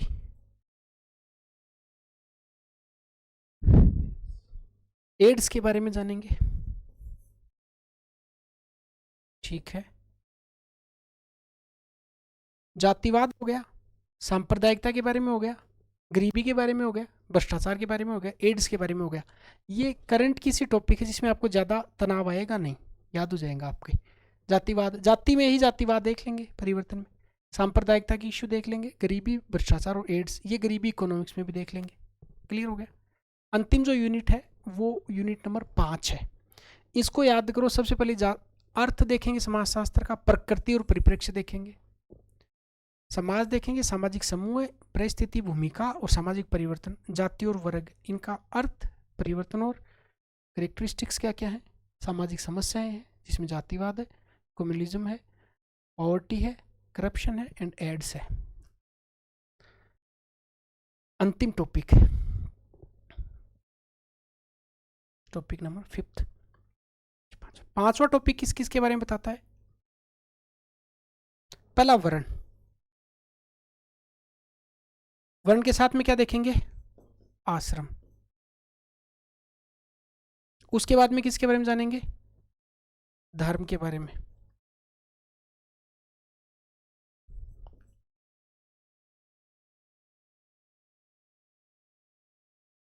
विवाह, परिवार, ये टॉपिक है यहाँ पे। कौन कौन से हैं? वर्ण, आश्रम, धर्म, पुरुषार्थ, विवाह और परिवार। ये क्या तो आपने कभी हिस्ट्री में पढ़े होंगे और या फिलोसफी में आपने देखे होंगे, ये टॉपिक है अपने। तो टोटल समाजशास्त्र में कितने यूनिट पढ़ के जानी है? 5 यूनिट। 5 में अगर मोटा मोटी याद करें तो ऐसे याद कर सकते हैं, पहली, दूसरी, तीसरी कोर है, कोर सोशियोलॉजी है, ये करंट की यूनिट है,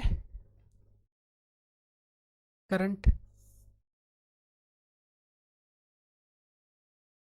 करंट बेस्ड है, और ये थोड़ा सा मिक्स्ड है।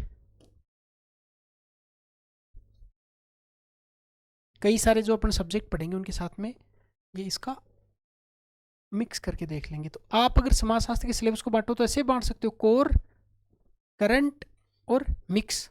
कोर में 3 है, करंट में 1 है और मिक्स में 1 है। अब जो जानेंगे वो जानेंगे लोक प्रशासन के बारे में, पब्लिक एडमिनिस्ट्रेशन। लोक प्रशासन में भी आपकी कितनी यूनिट लिखी हुई है? 5। तो समाजशास्त्र में भी 5 है और लोक प्रशासन में 5 है। अगली यूनिट है लोक प्रशासन।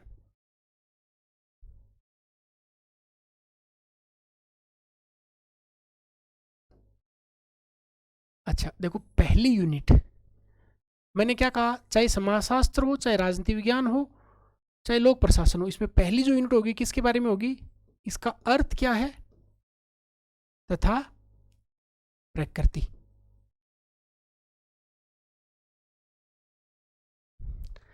इसको लेकर कई सारे दृष्टिकोण। पब्लिक एडमिनिस्ट्रेशन में एडमिनिस्ट्रेशन का अर्थ क्या होता है, एडमिनिस्ट्रेरियर का अर्थ क्या होता है। लोक प्रशासन में लोक का मतलब जनता होता है या सरकार से लिया जाता है। लोक प्रशासन का एकीकृत दृष्टिकोण क्या है, प्रबंध के दृष्टिकोण क्या है, ये वाला यूनिट यहाँ पे अपन देखने वाले हैं। दूसरी जो अगली जो इसमें बात करेंगे अर्थ और प्रकृति के बाद में, इसके बाद में देखेंगे इसका क्षेत्र क्या होगा पब्लिक एडमिनिस्ट्रेशन का और इसका महत्व क्या होगा। तो लोक प्रशासन का अर्थ, प्रकृति, लोक प्रशासन का क्षेत्र और लोक प्रशासन का महत्व, इंपॉर्टेंस। महत्व से क्वेश्चन नहीं आएगा, क्षेत्र से आ सकता है, प्रकृति से आ सकता है। इससे एक ही क्वेश्चन पूछता है कि लोक प्रशासन में लोक और प्रशासन, लोक का क्या अर्थ है? सरकार है यहाँ पे। दूसरी जो यूनिट देखेंगे वो देखेंगे लोक प्रशासन के सिद्धांत। सिद्धांतों को फिर 3 भागों में बांट के पढ़ेंगे अपन। शास्त्रीय थ्योरी कौन सी है, मॉडर्न अप्रोचेज कौन सी हैं, फेयोल के बारे में जान लेंगे, गुलिक के बारे में जान लेंगे, उर्विक के बारे में जान लेंगे, टेलर के बारे में जान लेंगे, मुनेवरेले के बारे में जान लेंगे, फिर आगे एल्टन मेयो के बारे में जान लेंगे। कई सारी चीज़ें यहाँ पे देखेंगे, बहुत इंटरेस्टिंग है क्योंकि RS में पूरा है। सिद्धांत के बाद में जो तीसरा यूनिट है वो किसके बारे में लेकर है? एडमिनिस्ट्रेटिव बिहेवियर, प्रशासनिक व्यवहार।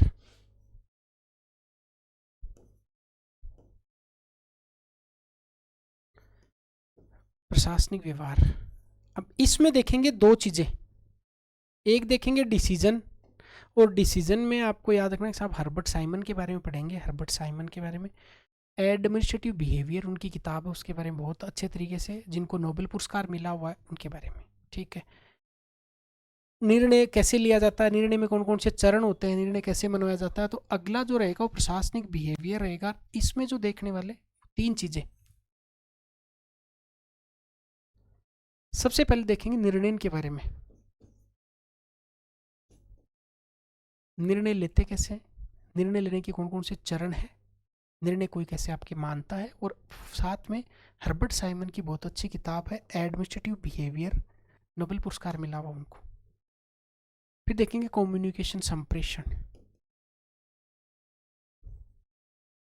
संप्रेषण में आपको ये पढ़ना है संप्रेषण के टाइप्स क्या होते हैं, ऊर्ध्वाधर संप्रेषण क्या होता है, क्षैतिज क्या होता है, अपवार्ड क्या होता है, डाउनवार्ड क्या होता है, संप्रेषण के मॉडल कौन कौन से, कम्युनिकेशन के मॉडल कौन से, टेलीफोनिक मॉडल क्या है, अंगूरी लता ग्रेप वाइन किसे कहा जाता है, औपचारिक संप्रेषण क्या, अनौपचारिक संप्रेषण क्या, इसके बारे में जान लेंगे।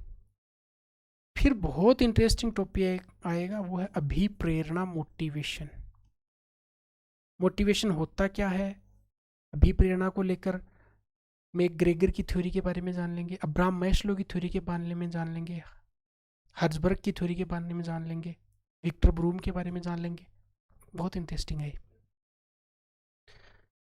संप्रेषण, निर्णय, अभिप्रेरणा, और अगला कौन सा देखेंगे, लीडरशिप, नेतृत्व। अच्छा नेता कौन सा होता है, नेतृत्व की स्टाइल कौन कौन सी होती है, नेतृत्व की शैलियाँ जिनके बारे में जानेंगे। बहुत अच्छा टॉपिक है और कई सारे क्वेश्चन आने की संभावना है इससे, इंटरेस्टिंग टॉपिक है। अर्थ, प्रकृति, क्षेत्र, सिद्धांत, प्रशासनिक व्यवहार में निर्णय आ गया, नेतृत्व आ गया, संप्रेषण आ गया, अभिप्रेरणा आ गया। इसके बाद में चौथी यूनिट है वो है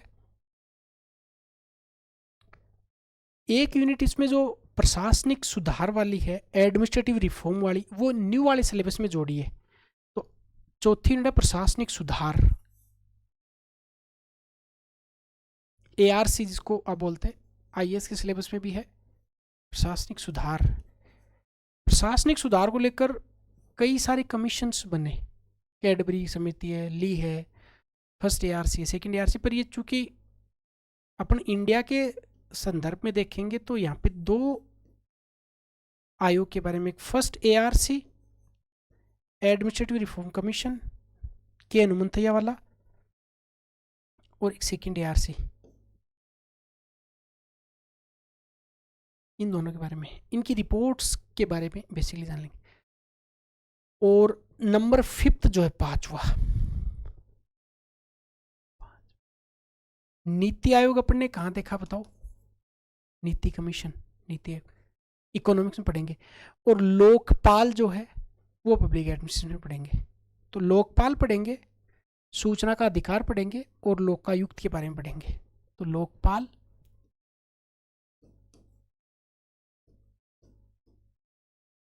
लोकायुक्त,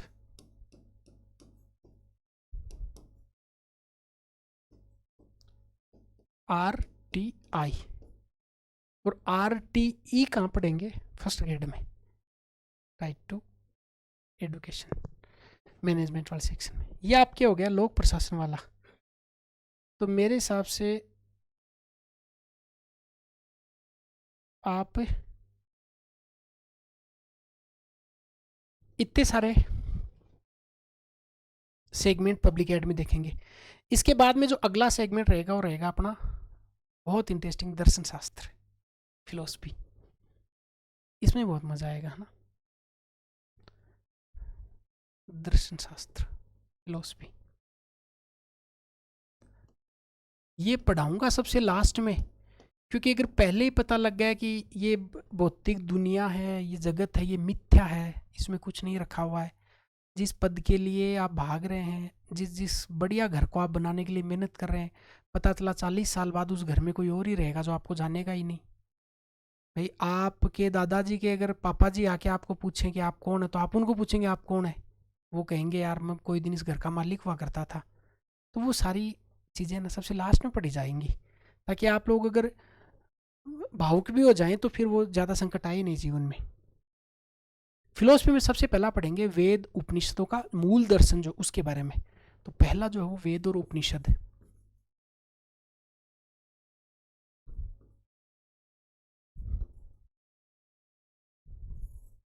और इनको पढ़ने के लिए तो पढ़ना ही है कि सेकंड ग्रेड में आएंगे, पर साथ ही साथ में इनको जीवन में भी उतारना है। इनकी जो अवधारणाएं हैं, इनकी जो गूढ़ बातें वो अपन को समझनी है। फिर गीता का निष्काम कर्म पढ़ेंगे।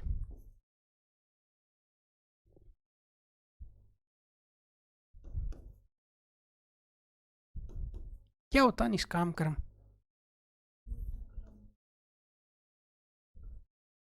अच्छा,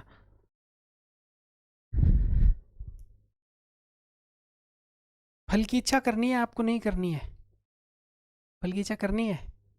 अगला जो रहेगा वो निष्काम कर्म, भाई कर्म फलासक्ति से रहित होकर कोई अनासक्त भाव से अगर कोई कार्य कर ले, निष्काम कर्म। और निष्काम कर्म के बाद में अपन देखेंगे जैन और बौद्ध का फिलोसफी। जैन और बौद्ध से जो फिलोसफी जुड़ी हुई है वो महात्मा गांधी ने बहुत सारी अवधारणाएं ली है, अहिंसा जैसी अवधारणा। तो निष्काम कर्म, अच्छा कर्म गलत लिख दिया भाई, कर्म ऐसे नहीं लिखते, निष्काम कर्म। कर्म फलासक्ति से रहित होकर अनासक्त भाव से अपने कर्तव्यों को संपादित करना निष्काम कर्म। और निष्काम कर्म में आने के लिए आपका स्थिति पर क्या होना जरूरी है, जो गीता के दूसरे अध्याय के 56वें 55वें 56वें 57वें श्लोक के बारे में आपको बिल्कुल रंग देंगे भक्ति के रंग में। फिर अगला जो पढ़ेंगे वो पढ़ेंगे गांधी। अच्छा गांधी जी और कहाँ आए थे, हिस्ट्री में आए थे, और गांधी जी के 3 आंदोलन अपन को पढ़ने थे, असहयोग, सविनय विज्ञा और भारत छोड़ो। इधर जो गांधी इनका दर्शन पढ़ेंगे अपन। और फिर अगला जो मुद्दा रहेगा वो रहेगा जैन और बौद्ध।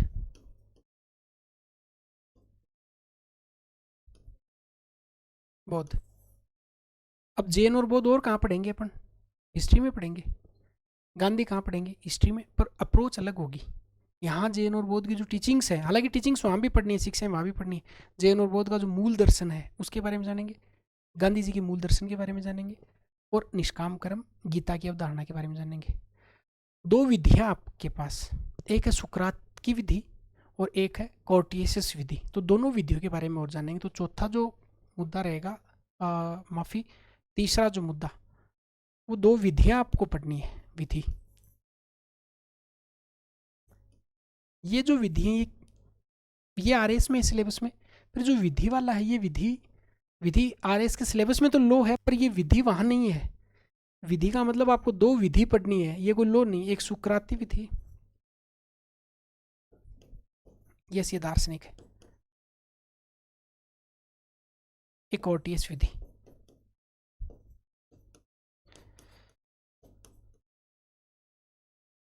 भेद आसान है, इंटरेस्टिंग है, खूब चीज़ें आप जीवन में सीखेंगे, आप में बदलाव जरूर आएगा। इसके बाद में हेडोनिज्म जो सुखवाद है, उपयोगितावाद है, कांट की नैतिकता है। तो ये चौथा जो यूनिट है वो है यूटिलिटेरिज्म, उपयोगितावाद। किसके बारे में पढ़ेंगे यहाँ पे,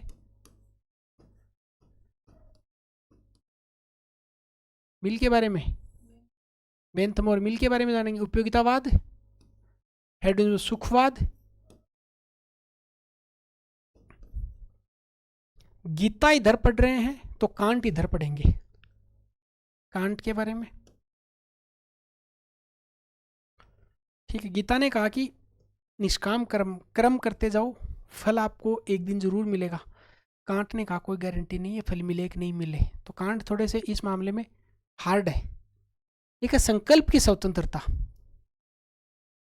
संकल्प स्वतंत्रता, इसके बारे में पढ़ेंगे। तो कांट का दर्शन, और कांट के दर्शन में संकल्प स्वतंत्रता। क्या है संकल्प स्वतंत्रता,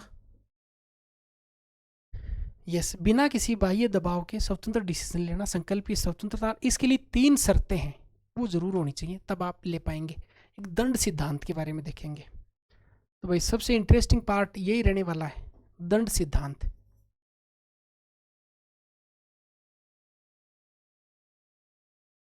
समझ में आ गया। इस सिलेबस को देखो, बेसिकली 4 सेगमेंट में इसको डिवाइड किया है। पहला जो सेगमेंट है वो किसके बारे में है, वेद उपनिषद। इंटरेस्टिंग है, बहुत मज़ा आएगा आप लोगों को। गीता के बारे में जानेंगे, उसका निष्काम कर्म, गांधी और फिर जैन और बौद्ध का दर्शन, सुकराती विधि, कॉर्टियस विधि, उपयोगितावाद, सुखवाद, कांट का दर्शन, संकल्प स्वातंत्र्य, और अंतिम दंड सिद्धांत है। अब आपका जो एक सेगमेंट और बच गया, वो बच गया ज्योग्राफी का। अंतिम जो सेगमेंट करेंगे वो करेंगे भूगोल का।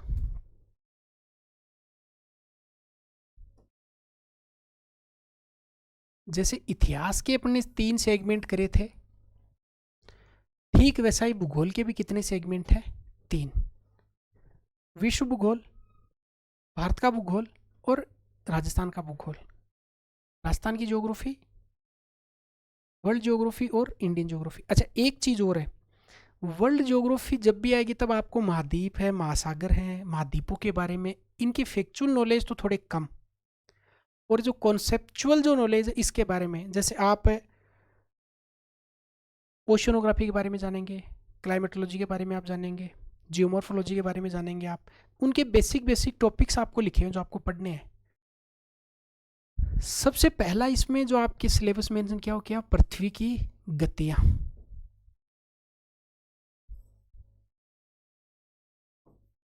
करती है क्या पृथ्वी गति? भाई पृथ्वी का परिभ्रमण क्या होता है, पृथ्वी का परिक्रमण क्या होता है, दिन रात का छोटा बड़ा होना और दिन रात का बढ़ना, ये गतियों में डिफरेंस के कारण होते हैं। फिर यहाँ पे पृथ्वी की गतियों के साथ में दो चीज़ें और लिखी हैं। एक आपको पढ़ना है अक्षांश के बारे में, लॉन्गिट्यूड एंड लेटीट्यूड, अक्षांश, और इधर पढ़ना आपको देशांतर।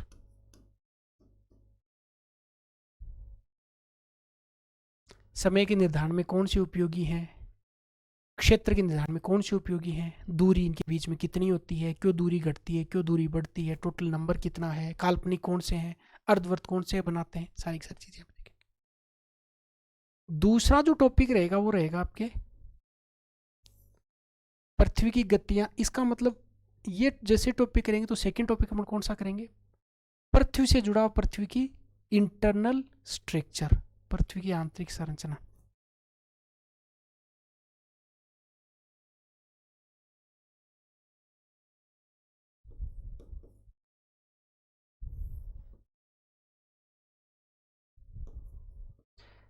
पृथ्वी की आंतरिक संरचना में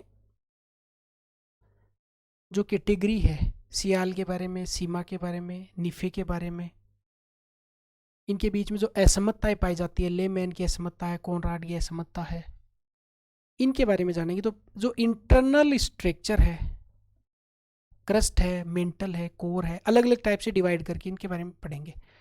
तो पृथ्वी का इंटरनल स्ट्रक्चर अपन यहाँ पे देखने वाले हैं। अच्छा, इसके बाद में आपको एक कॉन्टिनेंटल ड्रिफ्ट थ्योरी है, महाद्वीपीय प्रवाह सिद्धांत, उसके बारे में पढ़ना है। तो इसका मतलब महाद्वीप और महासागरों की उत्पत्ति कैसे हुई। तो मैं अगर ठीक से याद कर रहा हूँ तो 1913 continental drift theory of Wegener, Wegener का महाद्वीपीय प्रवाह सिद्धांत है 1913 के आसपास का। तो पृथ्वी की आंतरिक संरचना में महाद्वीप और महासागर, इनकी उत्पत्ति। तो अगर कुछ थोड़ा सा दिमाग में आ रहा है तो इसको, ये टॉपिक और ये टॉपिक है, ये देखो, ये शायद जियोमॉर्फोलॉजी से जुड़े हुए टॉपिक है दोनों के दोनों। तो ये अपन जियोमॉर्फोलॉजी में पढ़ते हैं। तीसरा जो टॉपिक है वो पढ़ेंगे अपन। अच्छा, महाद्वीपीय और महासागरों की उत्पत्ति के बाद में दो चीज़ें जो आकस्मिक संचलन लिखा हुआ था उसकी जगह सिलेबस में आपको भूकंप और ज्वालामुखी पढ़ना है। बात वही है, भूकंप व ज्वालामुखी।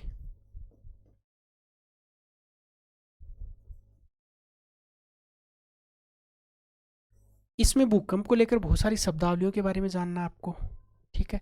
इपी सेंटर क्या होता है, हाइपो सेंटर क्या होता है, इसके बारे में जानेंगे। भूकंप के प्रभाव क्या क्या हो सकते हैं, ज्वालामुखी के लेकर शब्दावलियाँ, क्रेटर क्या होता है, लावा क्या होता है, विश्व के प्रमुख जो एक्टिव ज्वालामुखी, जो डोरमेंट है, सुसुप्त है, सुप्त है, जागृत है, एक्टिव वल्केनोज के बारे में अपन जान लेंगे। सिस्मोग्राफ क्या होता है, मर्केली स्केल क्या होता है, उसके बारे में अपन जान लेंगे। तो भूकंप, इनकी भूकंप और ज्वालामुखी की जो विश्व का वितरण है, पेटियां हैं जो, उनके बारे में, ये रिंग ऑफ फायर जो वलय है उसके बारे में जानेंगे, कहाँ कहाँ पे भूकंप आते हैं उनके बारे में जानेंगे। तो दूसरा टॉपिक आपको भूकंप की संरचना, ज्वालामुखी के बारे में, जिसको पहले सिलेबस में आकस्मिक अकस्मात संचलन लिखा हुआ था, इसका नाम ये कर दिया। इसके बाद में जो तीसरा टॉपिक होगा, तो ये जियोमॉर्फोलॉजी के बारे में हो गया। अब क्लाइमेटोलॉजी के बारे में आपका टॉपिक लिखा हुआ है। तो अब दो टॉपिक हो गए जियोमॉर्फोलॉजी को लेकर, जो तीसरा टॉपिक है वो क्लाइमेटोलॉजी के बारे में, वातावरण। मैं लिख देता हूँ इसको वातावरण, ये आपके लिखा हुआ सिलेबस में वातावरण। क्लाइमेटोलॉजी में क्या क्या पढ़ना है अपने को, सबसे पहले पढ़ना है संरचना, स्ट्रक्चर। किसकी संरचना,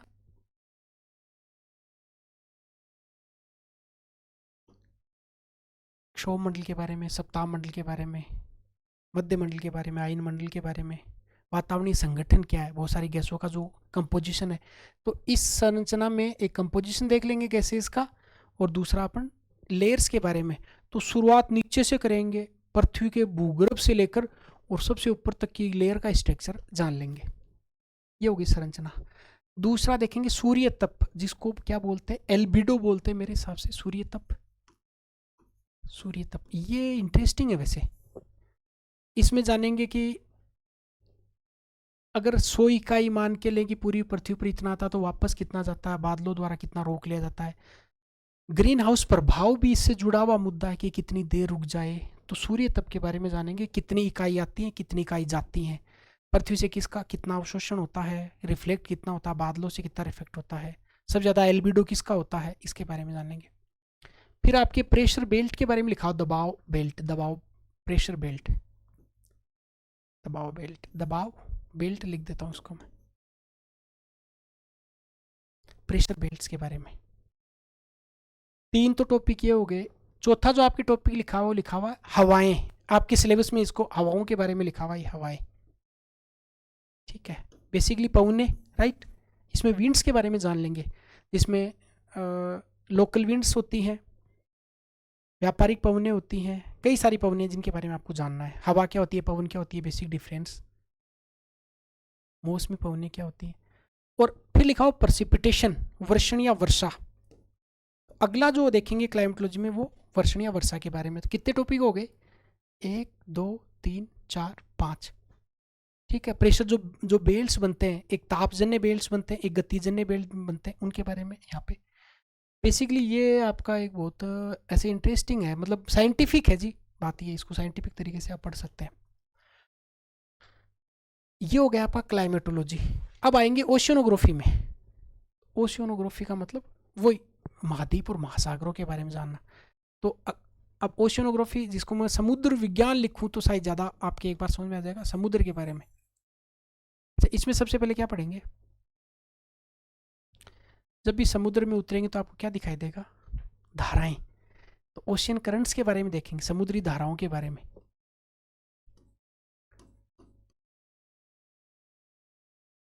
दूसरा टॉपिक यहाँ पे पढ़ेंगे ज्वार भाटा और प्रवाल भित्तियों के बारे में। तो ज्वार भाटा और कोरल्स के बारे में, प्रवाल भित्तियाँ, प्रवाल विरंजक क्या होता है, प्रवाल भित्तियाँ क्या होती हैं, प्रवाल विरंजक के कारण क्या क्या है।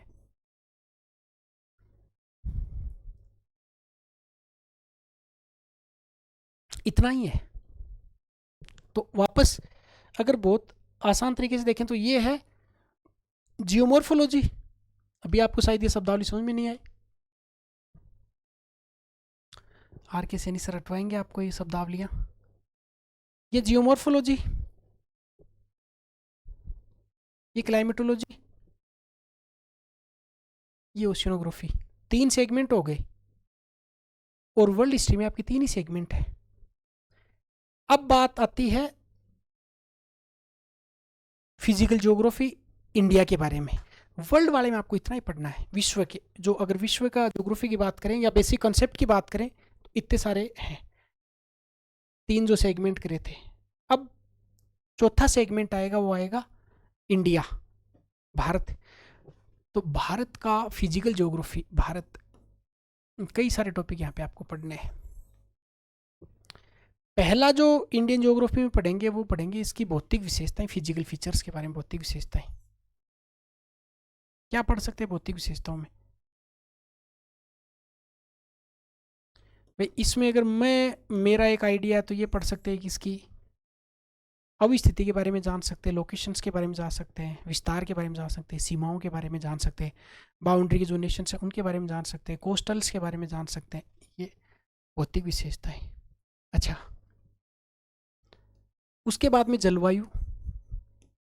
यहाँ से क्वेश्चन लगभग 2 आने की संभावना रहती है। जलवायु इंपॉर्टेंट भी है, इंटरेस्टिंग भी है। फिर जलवायु पढ़ेंगे तो आपको मिट्टी, मिट्टी में क्या पैदा होता है, वनस्पति। वनस्पति तभी पैदा होगी जब क्या होगी, वर्षा। वनस्पति के साथ में क्या पढ़ लेंगे, वन्य जीव। तो देखो, भौतिक विशेषता जलवायु, जलवायु के बाद में मिट्टी, मिट्टी के बाद में वनस्पति, वनस्पति के साथ में वर्षा। अब वनस्पति पढ़े तो आप एग्रीकल्चर भी पढ़ सकते हैं। तो वनस्पति के साथ ही कृषि जुड़ा हुआ है। जुड़ा हुआ मतलब वर्षा का प्रभाव वनस्पति पर जैसे पड़ेगा वैसे ही इस पर पड़ जाएगा। मिट्टी देख लेंगे, वर्षा आ रही है तो वर्षा के साथ में और क्या आ जाएगा, नदियां वदियां बहने लग जाएंगी तो क्या पढ़ लेंगे अपन, अपवाह तंत्र, ड्रेनेज सिस्टम। तो छठा अपवाह तंत्र। ठीक है, और कौन सा बचा इसमें? फिर जनसंख्या के बारे में जान लेंगे। भाई कृषि होगी अच्छा तो लोग क्या रहने शुरू कर देंगे, बचने शुरू कर देंगे। और कोई टॉपिक? अच्छा, इन सब का एक सम्मिलित प्रभाव किस पर पड़ेगा? इंडस्ट्री पर। अगला पढ़ेंगे उद्योग।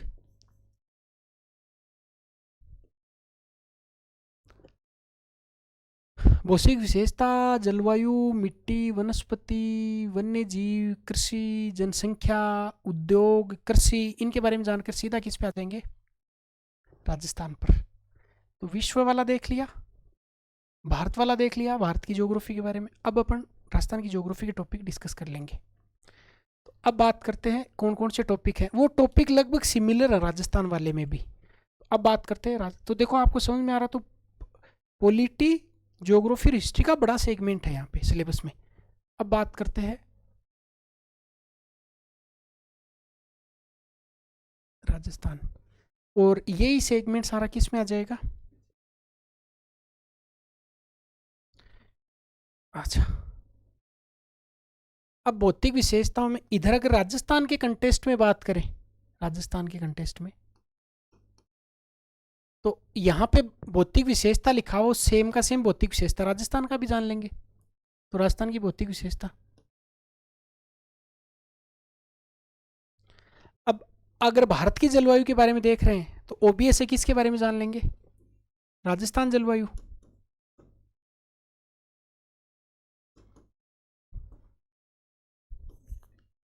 इधर मृदा मिट्टी देखेंगे तो इधर भी मिट्टी देख लेंगे। इधर वनस्पति देख लेंगे तो इधर भी वनस्पति देखेंगे। इधर वर्षा देखेंगे पर इधर अपवाह तंत्र देख लेंगे क्योंकि इधर जलवायु एक साथ में आ जाएगा। तो पांचवा अपवाह।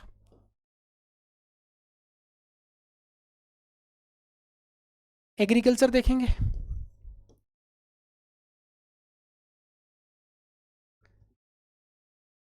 सबका सम्मिलित प्रभाव इंडस्ट्री। इधर जनसंख्या तो इधर भी जनसंख्या।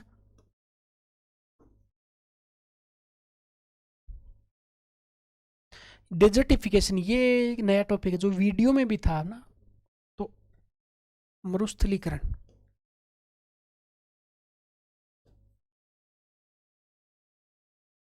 और एक यहाँ पे मिनरल्स नहीं है इंडिया के कंटेस्ट में है ना, इधर मिनरल्स आपको पढ़ने। तो 10th है खनिज। और मेरे हिसाब से तो मरुस्थलीकरण को आप इसके साथ ही पढ़ लेंगे, भौतिक बाद मरुस्थल पढ़ लेंगे। कुल मिला के ये आपका सिलेबस हुआ है। एक लंबा टाइम अपने को हो गया सिलेबस पर डिस्कशन करते हुए, पर इससे आपके ना कॉन्सेप्ट की क्लियरिटी आ जाएगी। एक सेगमेंट छूट गया, देखो ये वाला 7 यूनिट 7 सब्जेक्ट मैंने आपको करवा दिए। अब जो अपना यूनिट बचा वो बचा हुआ शिक्षण विधियों को लेकर, इसकी एक सेपरेट क्लास कर लेंगे शिक्षण विधियों को लेकर, ताकि आपकी और दिक्कत नहीं रहे शिक्षण विधियों को लेकर। नंबर मैंने आप लोगों को बताए हैं, एक बैच शुरू करेंगे, टारगेट बैच ही होगा वो, और उसमें लगभग सब्जेक्ट आपको कवर करवा के याद करवाएंगे। इस पे आप ना बात कर सकते हैं अगर आपको ऐसी कोई क्यूरी है। वैसे 3 एक दिन में आपको एक सिस्टमेटिक तरीके से डिज़ाइन करके आपको एक कोर्स मिल जाएगा, इसमें पहले हार्ड सब्जेक्ट करेंगे, इकोनॉमिक्स है, फिलोसफी है, ये वाले, और उसके बाद में आसान वाले। तो 2 सेगमेंट होंगे, sociology, philosophy, public ad, economics एक सेगमेंट में पढ़ाएंगे, हिस्ट्री, ज्योग्राफी, पॉलिटी ये आपको एक सेगमेंट में पढ़ाएंगे। क्लियर? तो चलिए अब देख लीजिए, या आप एक इंडियन एजुकेटर ऐप है उसको आप डाउनलोड कर लेंगे तो वहाँ पे आपको इन्फॉर्मेशन मिल जाएगी, उसका भी मैं लिख देता हूँ।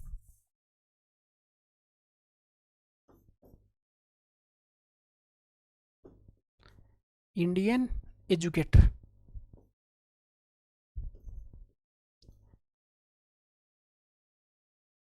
और खुद से पढ़ सकते हैं तो उसका देखो कोई जवाब नहीं है, वो सबसे बेस्ट वही होता है।